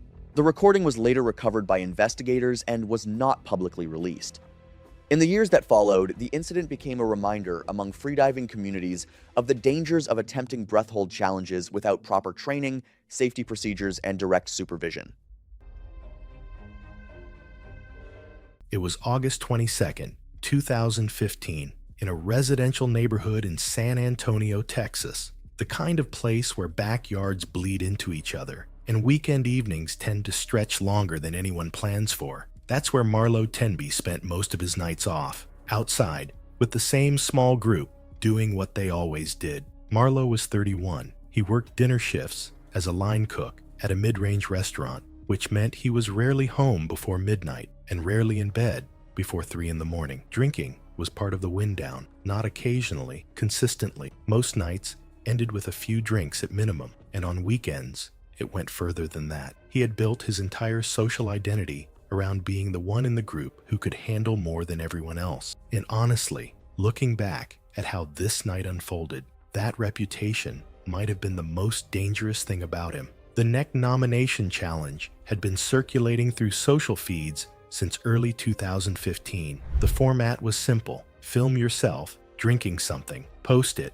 then nominate someone else to do the same. It started as a straightforward drinking dare, but escalated quickly as people tried to outdo whoever nominated them. By the time it reached Marlo's circle, the whole point was to make the person before you look like they played it safe. When his nomination came through on the evening of August 22nd, he didn't hesitate. 3 people were already in his backyard: 2 friends who had been there since early evening, and a neighbor who had wandered over an hour in. Marlo set his own phone against a cooler, asked one of the friends to hold a second phone for a wider angle, and started putting the mixture together. What he prepared was not a standard drink. He poured what witnesses later estimated at around 8 to 10 shots worth of straight whiskey into a large cup. He added hot sauce, a raw egg, and then he went inside and came back with a standard over-the-counter sleep aid box, punching out 4 tablets and crushing them into the cup before anyone could say much about it. I've had nights where a couple of drinks in, your judgment just stops working the way it should. By the time he reached for those tablets, I think that switch had already flipped. Diphenhydramine, the active compound in most over-the-counter sleep aids, is a central nervous system depressant on its own. Combined with a large volume of alcohol, it compounds the sedative effect significantly, slowing breathing and central nervous system activity in a way that neither substance would reach alone at those quantities. In someone with a high alcohol tolerance, the early warning signs are easier to miss because the body is already conditioned to push through them. One of the friends told him the mixture looked wrong and suggested he leave out the tablets. Marlo dismissed it and finished preparing the cup. Both phones were already recording. He drank the entire mixture in one continuous effort, lasting roughly 40 seconds. He stayed upright afterward, talked, seemed fine. The group settled back into the evening and nobody flagged anything for the first 20 minutes. Around the 20-minute mark, his speech became harder to follow. He sat down heavily in a lawn chair about 12 feet from the back door. One friend assumed he was drunk and suggested they move inside. Marlo declined and stayed in the chair. By the 35-minute mark, his head dropped forward and he stopped responding to his name. All 3 witnesses were present when it happened. His breathing became shallow and irregular over the next several minutes. One friend shook his shoulders repeatedly and got no response. Under the exterior light, his lips had taken on a pale coloration that one witness described as wrong. Roughly 50 minutes after finishing the drink, his breathing stopped. The neighbor was the first to recognize that what they were watching had moved well beyond someone sleeping off a bad decision. By the time that recognition landed, it had already been too late for longer than any of them realized. Marlo was confirmed dead at the scene. The cause of death was ruled acute respiratory and central nervous system depression from the combined volume of alcohol and diphenhydramine at levels considered fatal. The mixture was reconstructed from witness accounts and the remaining contents of the cup. Both phones were recovered and reviewed as part of the record. The case was closed as an accidental death. No one present was charged. It was June 15, 2017, outside Bristol, England, at a traveling Renaissance fair set along a stretch of open fairgrounds. The day was so bright and ordinary that no one saw the disaster that was quietly, meticulously assembling itself around a waist trainer. Maris Ella was 27 years old and had spent 2 years building a modest influencer presence in the body-positive fashion space online, around 4,000 followers, sponsored posts, occasional brand arrangements with accessory companies. She was particular about her image, not in a vain way, but in the way someone gets when their reputation is the thing they've been building in increments and feel they cannot afford to chip.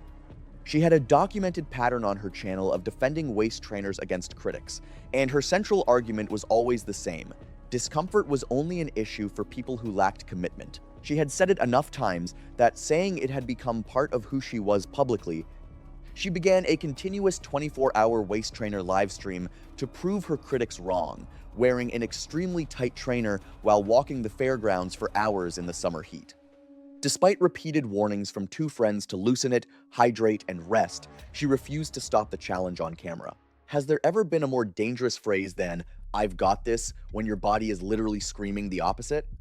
I think she had already decided that stopping was not available to her by then, not because she was incapable of it, but because she had turned the challenge into a credibility test. By early afternoon, the complaints had become audible to people near her. She mentioned feeling warm. She mentioned feeling short of breath in a way her friends later described as more matter-of-fact than alarmed. A vendor near the stone steps leading to the overlook platform watched her stop at the base and rest her hand on the railing. He told fair staff afterward that he almost said something but assumed she was pausing for the camera. She began climbing. The steps were uneven limestone, each riser roughly 9 inches, the surface dry but worn smooth by foot traffic. 2 friends followed behind her. One of them later said she paused on the 4th step, glanced toward the phone camera, and said something about just feeling the challenge, her voice audible, her face by that point visibly flushed and wet with perspiration. She paused again on the 7th step. She did not stumble. She did not reach for the rail. She appeared to lose consciousness. Her arms did not come up. There was no adjustment, no partial catch. She fell across 5 steps, her back and then the back of her skull making contact with the stone in sequence. She came to rest on the landing below with her head against the pavement, and within seconds a dark stain spread out from beneath her hair onto the limestone. One friend knelt beside her immediately and began loosening the waist trainer, her fingers working at the fasteners quickly. Another friend checked for a response and monitored her breathing, while a staff member called emergency services within about 1 minute of the fall. An ambulance arrived 6 minutes later, finding Maris with a weak pulse and shallow breathing, but she never regained meaningful consciousness. It's almost sickeningly ironic. The very thing she was defending was the first thing they had to tear off to save her. Hospital records later described severe traumatic brain injury resulting from blunt force impact to the posterior skull, with subsequent cerebral swelling that progressed beyond the point of clinical intervention. She died 4 days later. Her family held a small private funeral. The archived livestream remained online for several weeks before her family requested its removal. I think about beauty standards sometimes, the specific kind that requires physical suffering as proof of commitment. I find them difficult to look at without something that sits between anger and exhaustion. Maris was 27, and the thing that put her on those steps was something she had been told and then repeated until she believed it completely. It was July 19th, 2019, and night had fallen across a stretch of interstate highway outside Nashville, Tennessee. The 4-lane roadway carried moderate traffic in both directions, with vehicles traveling between 65 and 75 miles per hour. Streetlights illuminated the pavement at regular intervals.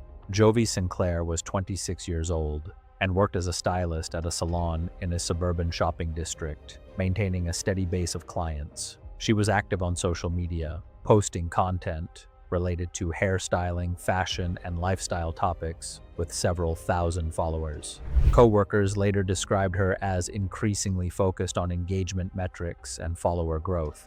At the time, a challenge format had gained popularity involving participants filming themselves dancing to a specific song in unexpected or dangerous locations. The videos typically showed the participants standing still at first, then suddenly dancing as the music began. While many were filmed in public spaces, a subset featured participants dancing in or near active roadways, often at night, with traffic risk treated as part of the appeal. That evening, Jovi had been driving with a friend who agreed to help film content. They were returning from dinner and traveling on the interstate when Jovi suggested attempting the challenge. Her friend later reported discouraging the idea due to safety concerns, but Jovi insisted the setting would make the video more dramatic. Jovi directed her friend to pull onto the shoulder about 2 miles from the nearest exit. The shoulder was narrow and separated from the right travel lane by a white stripe. Traffic remained steady. Visibility was adequate under streetlights, but the speed difference between stopped vehicles and passing traffic exceeded 70 miles per hour. Her friend stopped with hazard lights activated and began recording from the driver's window. After briefly pausing and glancing toward traffic, Jovi exited the car and stepped into the right travel lane, positioning herself roughly 15 feet from the vehicle. She was wearing dark clothing that offered little contrast against the pavement. Her plan was to remain still until the music started, then perform a short dance lasting about 15 seconds. As the recording began, Jovi stood motionless while vehicles approached from behind. Several drivers moved into the left lane to avoid her, and at least 2 honked as they passed. Jovi then began dancing, focused on the camera rather than oncoming traffic. Investigators later estimated that a sedan in the right lane was approximately 200 feet behind her when the driver first perceived her. The driver stated she appeared suddenly in his headlights, and at highway speed there was no time to brake or change lanes safely. The vehicle struck Jovi at an estimated 70 miles per hour. The driver braked immediately and stopped about 150 feet beyond the impact point. Jovi's friend called emergency services as other vehicles stopped and witnesses approached. Paramedics and State Highway Patrol arrived within 8 minutes. Jovi was found with injuries incompatible with survival and was pronounced dead at the scene. The driver was not injured and was not charged after investigators determined he bore no fault, while Jovi's friend was cited for stopping on the interstate without emergency justification. The medical examiner determined the cause of death to be massive blunt force trauma. The video was restricted from public release during the investigation, and Highway Patrol later issued warnings addressing the challenge. It was June 8th, 2019, on a crowded boardwalk in a shore town on the New Jersey coast. A hot, bright summer afternoon filled the boards with families and day trippers, music from the arcades, a beach town at its busiest. Jayla Metcalf was 20, and with her younger brother Deshaun, who was 19, she ran a prank channel the two of them had built together. She was the front of it, quick and fearless on camera, and he usually filmed, and their brand was public pranks on strangers, the clips that travel being the ones that push too far. She was the bolder of the two by a wide margin, always looking to raise the stakes. Sure, she could read a stranger well enough to know just how far was too far. The style of prank trending that summer was the grab and run, snatching something from a stranger purely to catch the shock and the chase. Their parents had told them more than once that a prank on strangers was a bet on other people's moods, and that sooner or later they would pick someone who did not find it funny. I will give them this. The two clearly loved working together, and there is a real charm in a brother and sister building something as a team, which only makes where this goes harder to write about.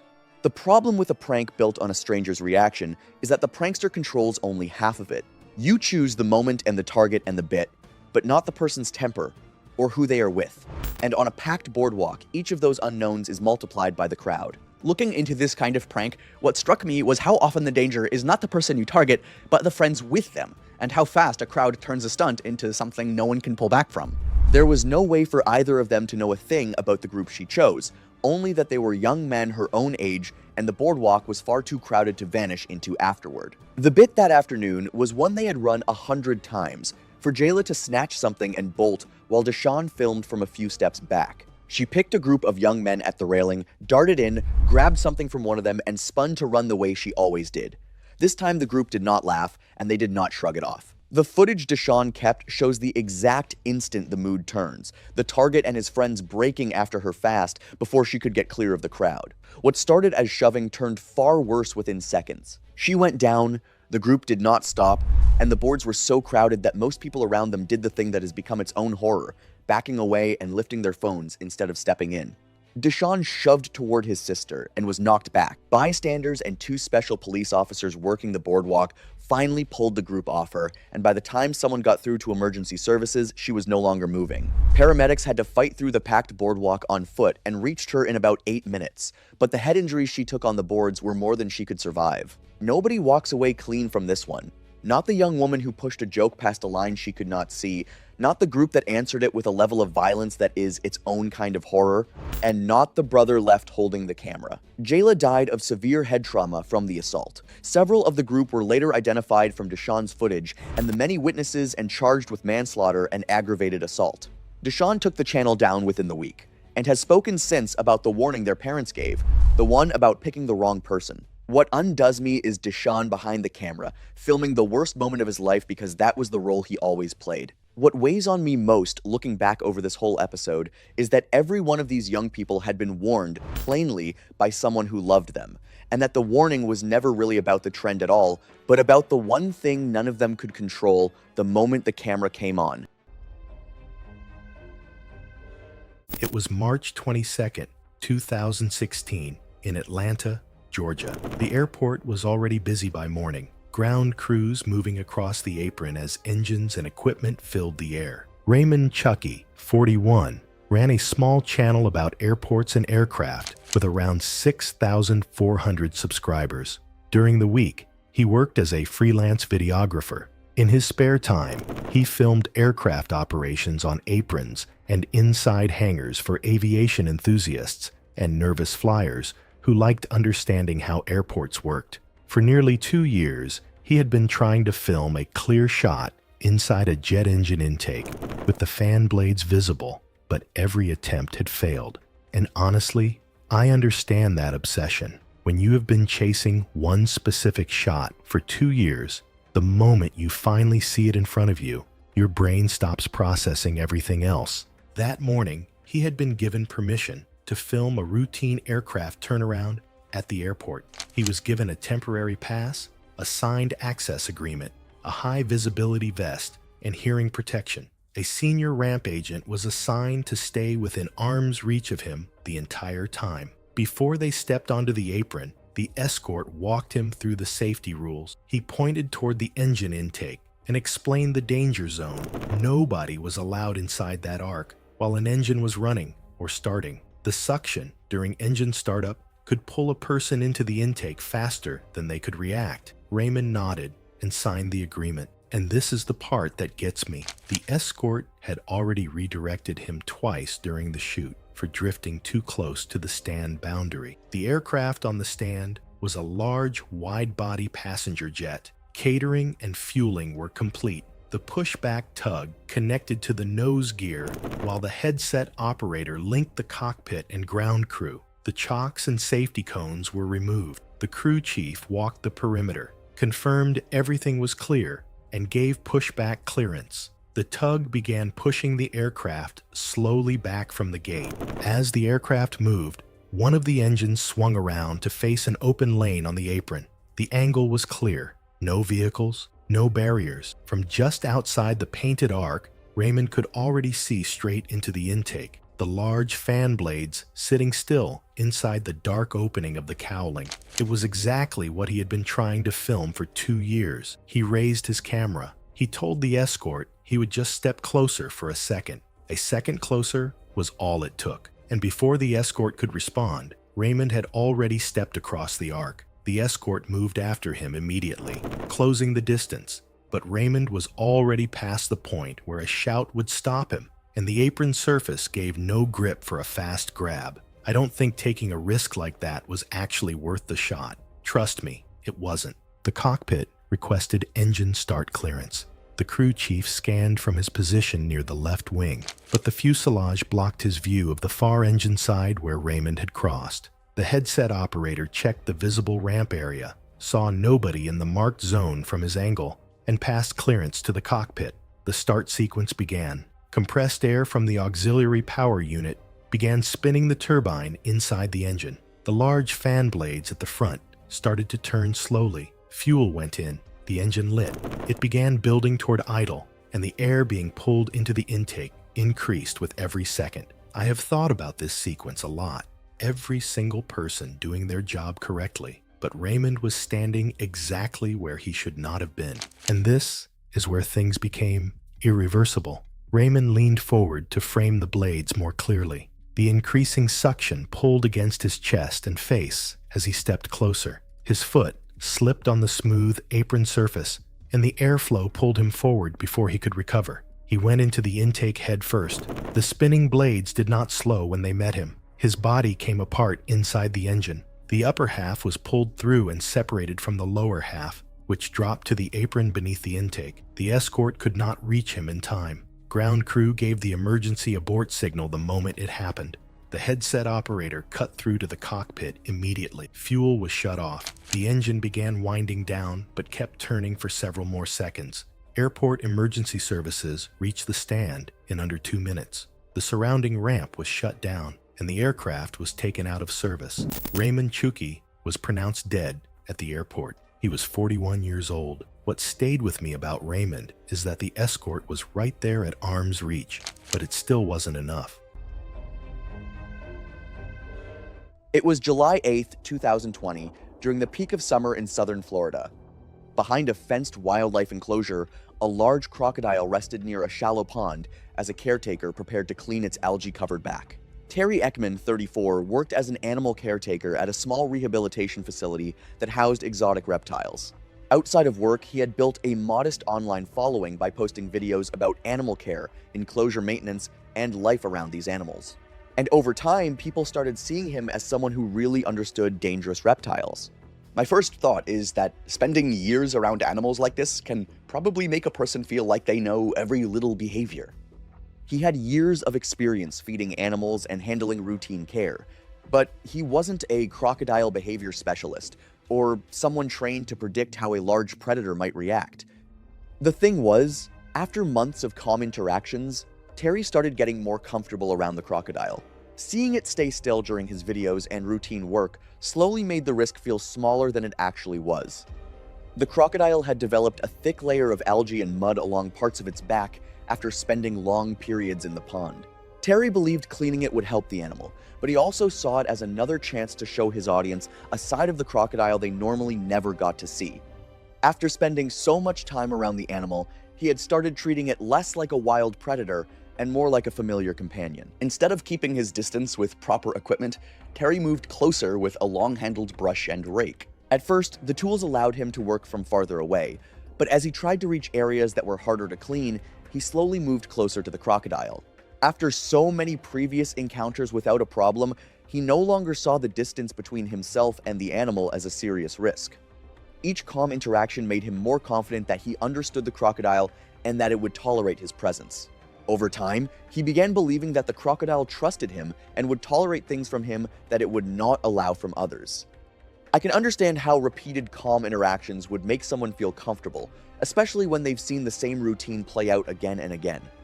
What Terry failed to understand was that a crocodile being still does not mean it is comfortable or harmless. These animals can remain motionless while still watching and reacting to what is happening around them. During the cleaning, Terry moved closer to reach a spot near the animal's shoulders. He even began treating the moment casually, convinced that the crocodile knew him well enough not to react. But when the brush touched its back, the animal suddenly moved a reaction far faster than Terry expected. The crocodile reacted in an instant. Before Terry could step back, the animal lunged forward and grabbed him, pulling him off balance and dragging him closer to the edge of the water. The sudden movement caught everyone nearby off guard because the attack happened almost without warning. Other workers immediately rushed toward the enclosure and tried to create distance between Terry and the crocodile using the equipment available to them. They attempted to distract the animal and force it to release him, while someone called emergency responders. I'm imagining the workers seeing that happen and having only seconds to react while trying to help him. Despite their efforts, the attack lasted long enough for Terry to suffer severe injuries. By the time responders arrived and took over, his condition was already critical, and he could not be saved. Investigators later ruled the death accidental. Their review found no evidence that the crocodile had shown unusual aggression or that the enclosure had failed. Instead, they determined that the incident resulted from a dangerous change in routine. A caretaker gradually becoming comfortable enough to enter the animal's reaction range. Wildlife experts who reviewed the incident noted that crocodiles often appear calm because conserving energy is part of their natural behavior. Stillness does not mean safety, and tolerance of repeated interactions does not mean domestication. It was April 22nd, 2017, in a mid-sized city in Nevada, the kind of place where apartment complexes stretch along flat desert roads and most residents keep to themselves. That's where Tessa Moorfield lived, quietly, mostly alone, in a 4-story building that nobody would have thought twice about. Tessa was 22. She worked part-time at a copy and print shop, picking up whatever shifts came her way during the week. She didn't have many people in her life. Most of her free time was spent alone in her apartment, online. She responded well to structure, someone who felt more settled when she had clear steps to follow and a goal at the end of it. And that's exactly what made her a target. On March 4th, 2017, 49 days before her death, she was contacted through a private messaging platform by an account presenting a 50-day structured challenge, similar to others that had been circulating online at the time, framed as self-improvement, organized, progressive, goal-driven. If I put myself in her position for a second, isolated, spending a lot of time online, responding well to routine, that probably felt like something worth trying, and that's the part that gets me. The first few tasks were nothing. Wake up at a specific time, watch a specific type of content, send a photo confirming you did it. Simple enough that most people wouldn't think twice about it, but photo confirmation was required from day one. Every task, every day, without exception. So before anything turned dark, Tessa had already spent weeks building the habit of documenting what she did and sending it back without questioning it. That was by design. What starts as a simple check-in system becomes the most controlling part. By the time the tasks escalate, compliance is already a reflex. She wasn't doing anything new, just continuing what she had been doing all along. By the second week, the tasks shifted: pull back from people, cut contact, stay awake through specific nights. Her neighbor noticed the blinds hadn't moved in days. Her car sat in the same spot all week. A coworker, who hadn't heard from her in over 2 weeks, sent a message and got nothing back. And with those connections already cut, no one saw the full picture until it was too late. By day 30, the tasks had moved into self-harm territory, still with photo confirmation required after each one. The account kept her compliant through a rotating mix of flattery and quiet threats, praise when she followed through, pressure when she hesitated. It was a system, and the more I look at how it was structured, the harder it is to call it anything other than deliberate, patient, and calculated. She stayed with it through day 40, day 45, all the way to day 49, when the final task was assigned. It came with a specific location, the rooftop of her own building. Just after 3 in the morning on April 22nd, Tessa went up to the rooftop through an unlocked utility door on the top floor, which had not been consistently secured. The rear side of the roof had a low perimeter ledge, roughly 18 inches high, with no railing and nothing between it and the parking lot 47 feet below. 47 feet. That number stopped me cold. She left her phone on the rooftop surface before walking to the ledge. It appeared to have been recording, consistent with how she had been documenting previous tasks. The camera was positioned facing outward and captured her crossing the rooftop and approaching the ledge before the battery died. It didn't capture everything, but it captured enough to establish what happened and in what order. A resident pulling into the rear parking lot after a night shift looked up and saw her standing on the ledge. That person was still in their car when she came off the edge. They were at the scene within seconds of impact. She was unresponsive. At 47 feet onto asphalt, there was nothing to survive. When her devices were reviewed, the full 49-day message thread was recovered, every task assigned, and every photo she sent as confirmation. The account had already been deactivated by the time investigators accessed it, but the records on her end were complete. Investigators concluded the messages played a direct role in the events leading to her death, and the case was ultimately classified as a suicide influenced by prolonged online interaction. No one in her immediate life was found to have any involvement. It was September 3rd, 2020, in the northern South China Sea, approximately 40 miles off the southern coast of China, aboard a rented luxury yacht. An influencer had all the pieces for a perfect video, except for one: the understanding that the rules of physics don't bend for a content creator. Qiao Ren was 31 and worked as a lifestyle influencer based in Shenzhen, managing a following of roughly 5,000. He had rented the vessel for 3 days, at a cost his business manager later described to investigators as significantly beyond his quarterly earnings. 11 guests had joined him, collaborators, acquaintances, and a few people he had met at industry events. Those who knew him described someone who treated visibility as both a product and a personal measurement of worth. The trip had one documented purpose: a sunset video intended to anchor a sponsored campaign for a luxury beverage brand. Before 4 that afternoon, the crew twice warned Qiao not to stand on the outer stern railing as the swells had grown to 4 to 5 feet. He acknowledged the first warning but dismissed the second, insisting the safer filming angle looked like every other yacht video online. Right, because the internet's biggest crime is visual redundancy, not, people drowning. Priorities, I guess? By 6:45, the drone was airborne.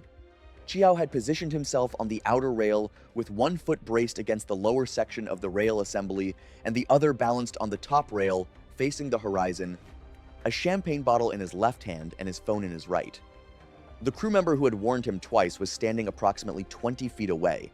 Several guests near the stern were cheering and filming simultaneously. The drone operator, positioned on the upper deck, said later he was watching the horizon rather than Qiao's footing when the wave came through. So the guy flying the drone wasn't even watching the guy he was filming. I mean, that's a metaphor for the entire content creation industry if I've ever heard one. The wave that rolled beneath the hull was not exceptional by open water standards. Witnesses estimated it at roughly 6 feet, but the yacht's angle of reception amplified its effect across the stern. The hull lifted and rotated starboard. Qiao's right foot left the rail assembly first. 2 guests reached toward him within the same second and both missed. He went sideways off the rail and struck the water shoulder first, at approximately 8 feet from the hull. His phone was still in his hand when he went under. And there it is, that split second, where the algorithm stops mattering and physics takes over. He surfaced once, conscious and shouting. His voice was audible to several guests on the stern deck. 3 flotation rings were thrown within approximately 15 seconds. 2 landed near him. He did not reach either one. The current moved him parallel to the yacht's drift and then beyond it. He surfaced a second time, farther out, one arm visible above a wave crest for 2 to 3 seconds before the next set came through. After that, no further confirmed sighting was made from the vessel. The captain radioed maritime authorities within 1 minute of the fall. Rescue vessels arrived 32 minutes later and searched through the night under deteriorating conditions. 32 minutes in, that water might as well have been 32 years. I don't care how fast they were, the ocean had already made its decision. His body was recovered the following morning, approximately 7 miles from the last confirmed position. The attending physician's report identified the cause of death as drowning, secondary to accidental immersion in open sea conditions. The sponsored campaign was never published, and the brand partnership dissolved without public comment. Of course, the brand ghosted him posthumously, because in the end, Qiao Ren wasn't a person to them, he was just a liability that didn't make the cut. It was April 28th, 2020, late on a Thursday afternoon in a suburban neighborhood outside Charlotte, North Carolina. The street was lined with single-family homes and most residents were still at work. The neighborhood was quiet except for distant sounds of traffic.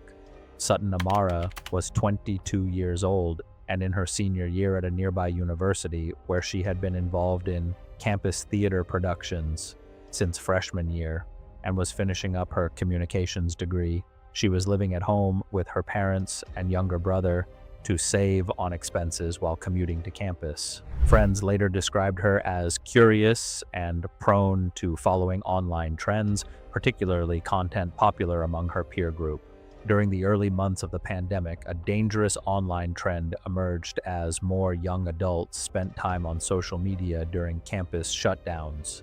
The challenge involved consuming large amounts of diphenhydramine, a common over-the-counter allergy medication that can cause hallucinations, seizures, cardiac arrhythmias, and death at high doses. Participants filmed themselves taking far beyond the recommended amount to document the altered effects, despite warnings from medical professionals that had not reached all viewers. That afternoon, Sutton was home alone while both parents were still at work and not expected to return for approximately 2 hours. She had been watching videos related to the challenge over the previous week and decided to attempt it herself. She had purchased a bottle of the medication at a pharmacy several days earlier without difficulty. She went to her room, set up her phone to record, and removed 24 tablets from the bottle. Each tablet contained 50 milligrams of diphenhydramine. Standard dosing was 1 or 2 tablets every 4 to 6 hours. The amount she selected represented a dose exceeding 1,000 milligrams, a level associated with life-threatening toxicity. She swallowed the tablets over several minutes while the camera recorded. Initial effects began within the first hour. Diphenhydramine at toxic doses acts as a powerful anticholinergic, disrupting normal nervous system function. Sutton became increasingly disoriented, with blurred vision, dry mouth, and difficulty focusing. She remained alone in her room with the recording still running. Approximately 90 minutes after ingestion, her condition worsened rapidly. Her heart rate became markedly elevated as the drug interfered with normal cardiac conduction. Witnesses who later reviewed portions of the footage described her pacing unsteadily, appearing confused and distressed, though she did not attempt to call for help. Shortly thereafter, she suffered a generalized tonic-clonic seizure that lasted more than 2 minutes. She remained unconscious afterward, and a second seizure followed several minutes later. The toxic effects of the overdose caused severe electrical instability in both her brain and heart. Her father arrived home around 5:40 and went upstairs when she did not respond to his calls. He found her unresponsive on the floor with the phone still recording. He called emergency services while checking for breathing and pulse, both of which were weak and irregular. Paramedics arrived within 8 minutes and found Sutton in a life-threatening cardiac arrhythmia. They began resuscitation and transported her to a nearby emergency department under active CPR. Despite aggressive treatment, including medications and repeated defibrillation, she could not be revived and was pronounced dead shortly after arrival. The medical examiner determined the cause of death to be cardiac arrhythmia with seizure activity due to acute diphenhydramine toxicity, with toxicology confirming a severe overdose. Her family later issued a public warning, and several pharmacy chains reviewed and reinforced existing purchase guidelines. It was August 16th, 2021, at a rented villa in the hills above Los Angeles. A warm, dry summer night lay over the canyon. The pool lit a deep blue, a party built around a single idea. Sasha Cortese was 21, a lifestyle and party creator whose whole appeal was that her life looked like the one everyone wanted. She had rented the villa for a shoot, because in her corner of the app, the reward went to whoever staged the most striking scene. She was a natural producer who could picture the finished clip before a single light was set, and once she saw it, she was very hard to talk out of. The look she wanted was the fog pool, dumping crates of dry ice into the water so a thick white cloud rolled across the surface. Her mother, on the phone that week, had told her the fog was a heavy gas that had hurt people in closed-in spaces and had asked her not to do it. I get why the idea was irresistible, because it really does look incredible on a screen, and that is the quiet trap in so many of these. The more unforgettable a clip looks, the less anyone asks what makes it. Dry ice is frozen carbon dioxide, and as it warms, it turns back into a gas heavier than air, so its fog sinks and pools low instead of drifting away. In an open, breezy space, it thins into nothing. But this pool sat several feet below the surrounding patio, ringed by tall retaining walls in a windless pocket of the canyon. With almost no airflow to disperse it, the heavy gas settled over the water and lingered near the surface, creating the exact conditions for oxygen levels to drop around the pool. Here's what made my blood run cold reading about this. The gas gives almost no warning. It doesn't choke or burn going in, it just crowds out the air, so a person can breathe a pocket of it and black out without feeling it coming.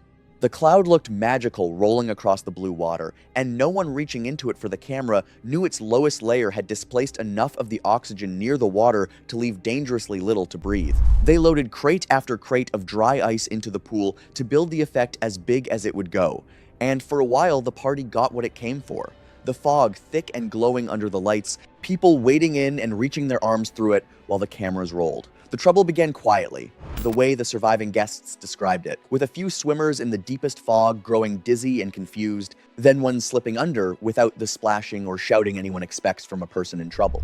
Because the fog hid the surface, and because not one person there understood what was happening, it took far too long for the rest of the party to grasp that people were not playing around. Sasha had been in the middle of it the entire time, staging the shots from the submerged steps at the pool's lowest edge, exactly where the dense gas had settled. By the time guests realized something was wrong and hauled her and another swimmer out of the pool, she was limp and unresponsive. Someone finally reached emergency services, and first responders made it up into the hills in about 11 minutes and worked on her at the poolside and again in the ambulance, but by then far too many minutes had passed with far too little air. The cruelty of this one, to me, is how gentle it looked from the outside. No violence and no obvious accident. Just a beautiful cloud and people going quiet inside it, and a host who died producing what she was sure would be her biggest moment. Sasha died of asphyxiation, rendered unconscious after carbon dioxide displaced enough oxygen around the water's surface to leave an oxygen-deficient layer of air, with drowning the final blow once she went under. 2 other guests were hospitalized and survived. The video was never finished, and the fog pool night became a cautionary story in the creator circles chasing bigger party effects. Her mother has said the hardest part is that the warning had already been spoken on an ordinary phone call only days before. For all the planning she poured into that night, the one thing nobody looked up was the only thing that mattered. What I cannot get past with Sasha is that she was not reckless in the way we usually mean it.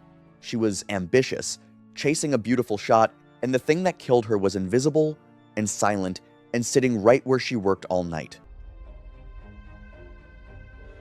It was March 14th, 2017, in Raleigh, North Carolina. The apartment was quiet except for the sound of a laptop fan and the soft click of a camera being adjusted on its tripod. Daniel Ferris, 34, worked part-time at a print shop and ran a small magic channel in the evenings. He had around 5,800 subscribers. His signature performance was the razor blade swallowing trick, a classic sideshow illusion he had mastered perfectly. The method involved dulled blades with the edges ground flat, careful preparation, and a retrieval technique using a length of thread tied to each blade and held between the teeth during the swallow. I wonder why people go this extreme just to go viral. Shockingly, he had never had a serious problem with it. For a Thursday evening live stream, he decided to attempt 5 blades instead of his usual 3, hoping the more extreme version would bring in more viewers. 17 people were watching when he went live. By the time he began the stunt, the number had climbed to 43. And this is where I need you to pay attention, because that viewer count climbing is exactly what started unraveling everything. Because his viewers count have been climbing all evening, he rushed his preparation to get to the stunt faster.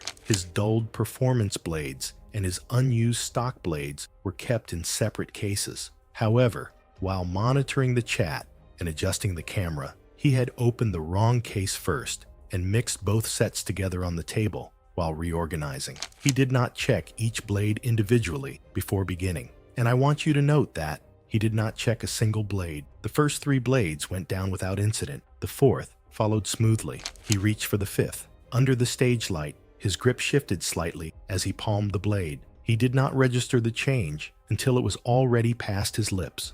A sharp and specific pain moved down his throat, different from anything he had felt in his past performances.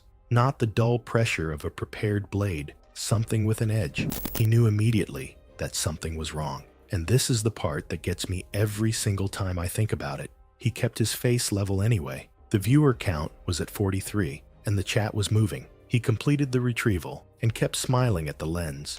When he drew the threads back out, there were 4 blades. 1 thread came up unweighted. He closed his hand around what he had and held the smile until the stream ended. After he ended the stream, His throat burned in a line running down into his chest. When he swallowed, he tasted something thin and metallic. He spat into the bathroom sink. The saliva was pink. He assumed the irritation was minor. And guess what he decided to do? He drank a glass of water and went to bed. I genuinely do not understand that decision. By midnight, the burning had spread, as it should. Swallowing became painful enough to wake him. He sat up and waited. The pain did not ease. By 2 a.m., it had moved deeper into his chest, and his breathing had become difficult. He sat on the edge of the bed for a long time before he accepted it was not going to pass. He decided to go to the hospital. And this is where things took a devastating turn. At the emergency room, imaging confirmed a perforation in the esophageal wall and a metallic foreign body lodged in the surrounding tissue. The delay had allowed gastric contents and oral bacteria to enter the mediastinum. Surgeons operated immediately, but the contamination had spread through the tissue surrounding the esophagus and into the chest cavity. Despite surgical intervention and intensive treatment, the infection progressed. Daniel Ferris died 4 days later from mediastinitis. The medical examiner listed the cause of death as infectious mediastinitis following esophageal perforation. The video was taken down from the platform. Seriously, I still wonder why he kept smiling just for views, despite sensing something has gone wrong. It was January 17, 2018, when a small independent gym in Tampa, Florida, sat empty after closing hours with only a few lights left on near the weight training area. Inside the quiet facility, a modified cable machine stood ready for a final strength attempt that would end in a fatal accident. Trent Jansen, 28, was a personal trainer who had spent years helping clients improve their strength and conditioning. He was experienced with weightlifting techniques and understood how to train the human body, but he had no formal background in mechanical engineering, equipment design, or industrial load testing. I respect the amount of knowledge he had in fitness, but lifting expertise and machine design are two very different worlds. Trent had built a modest reputation among local fitness enthusiasts by sharing workout routines and training advice. Recently, he had become interested in more dramatic strength demonstrations after seeing other lifters attempt unusual challenges. He believed that pushing limits was part of improving, and his confidence came from years of successful training sessions without any serious incidents. The thing I notice here is how many successful workouts can make someone feel like they already understand where the limits are. The machine he planned to use, though, had limits that had nothing to do with how strong Trent was. It was designed for a specific amount of force, with the frame, cables, pulleys, and attachment points built to handle controlled movements. Hoping to document a new strength challenge for his followers, Trent set up cameras before beginning the test.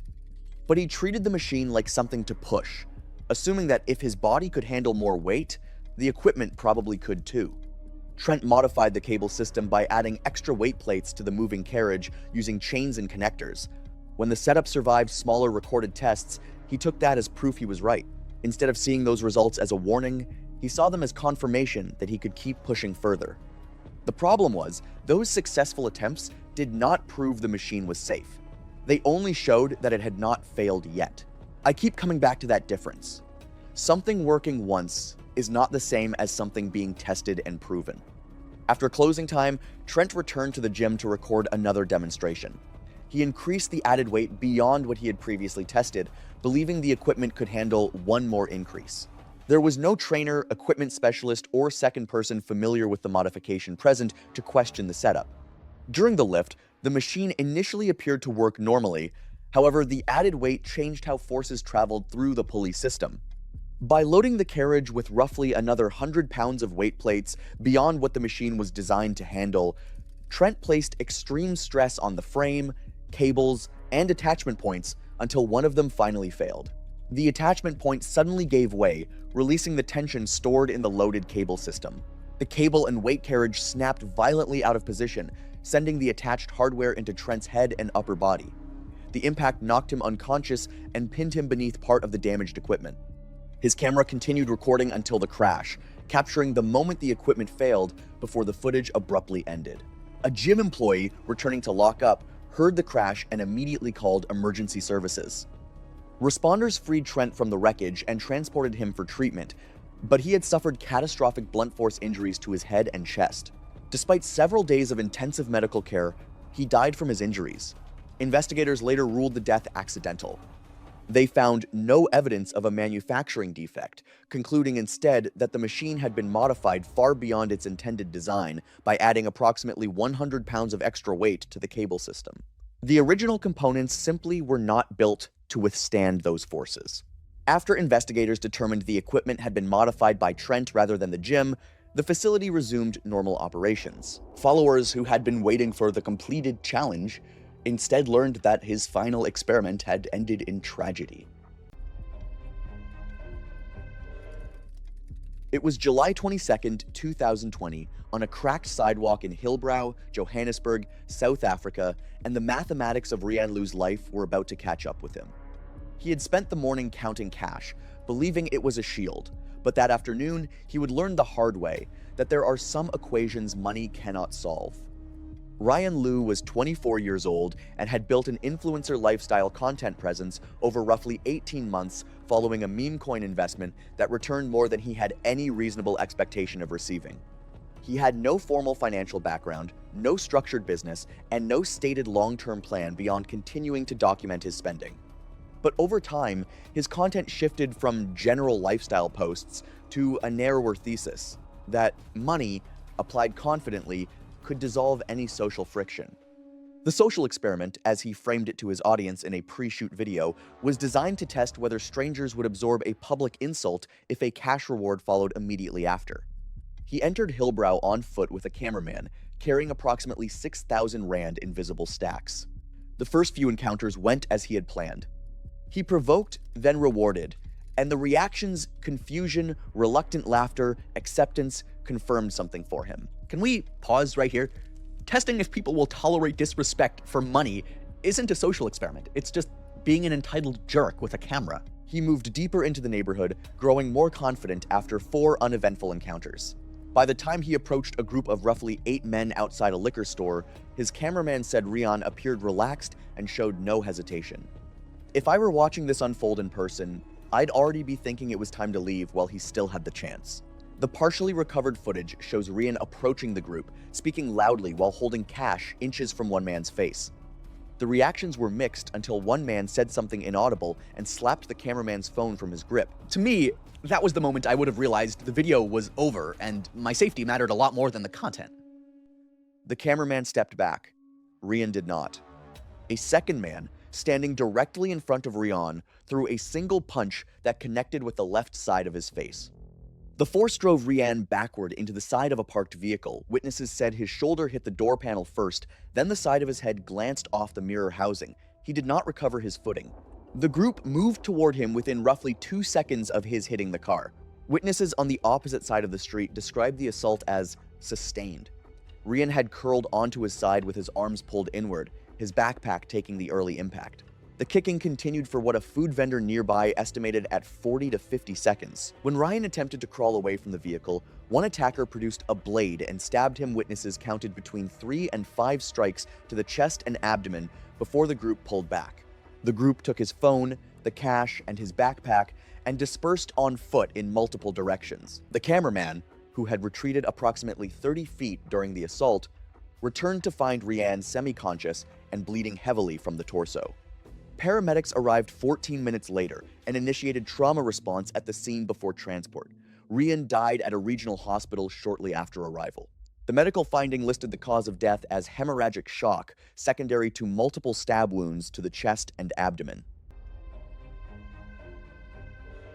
It was February 21st, 2018, when late evening darkness had settled over a residential neighborhood in suburban Phoenix. Most homes showed interior lights, and the street was quiet with little traffic. The temperature had cooled into the mid-50s after a warm day, and the neighborhood remained still as residents settled in for the night. Brennan Cade was 21 years old and attending a local community college part-time while working at a retail electronics store. He rented a room in a house shared with 2 other young men in their early 20s. Housemates later reported he spent much of his free time alone in his room watching online videos.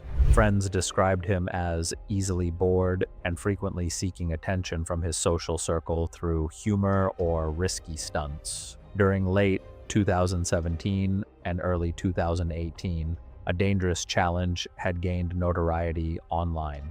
Participants filmed themselves biting into laundry detergent pods, single-use packets containing highly concentrated liquid detergent. The challenge was framed as shocking humor, with the unpleasant taste and obvious danger treated as part of the appeal. Most participants bit the pod briefly and spat out the contents without swallowing. The pods contained concentrated surfactants and enzymes sealed under pressure within a thin, water-soluble membrane. When ruptured inside the mouth, the contents could cause severe irritation to oral and airway tissues. If inhaled, the detergent could penetrate deep into the lungs, disrupting normal gas exchange and triggering chemical pneumonitis. Manufacturers had issued repeated warnings, and poison control centers had documented thousands of accidental exposures in young children. Intentional exposure by young adults attempting the challenge represented a newer and growing category of cases, with several hospitalizations already reported. That evening, Brennan's housemates had gone out for the night. Shortly after 11 o'clock, he decided to attempt the challenge himself. Believing he could control the exposure, he retrieved a pod from the laundry room and set up his phone on the kitchen counter, positioning it to capture his face and upper body. He did not wear gloves or take any protective measures, assuming the exposure would be brief and manageable. He began recording and bit into the pod. The membrane ruptured completely, releasing the pressurized contents into his mouth and throat. The reaction was immediate. Brennan bent over the sink, coughing violently as some of the detergent was aspirated into his airway. Between coughing episodes, his breathing became erratic and shallow as airway inflammation progressed. Rapid inflammation followed, and a swelling in his throat made breathing increasingly difficult. Attempts to rinse his mouth were ineffective as coughing intensified, leaving him unable to speak or call for help. One of his housemates returned early and found Brennan gasping at the sink. He called emergency services immediately while trying to assess Brennan's condition. Paramedics arrived within 11 minutes and found Brennan in severe respiratory distress with critically low oxygen levels. Assisted ventilation was initiated, and he was transported to a regional trauma center.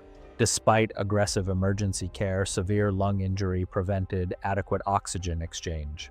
Brennan suffered cardiac arrest from progressive hypoxia and could not be resuscitated. He was pronounced dead approximately 2 hours after the exposure.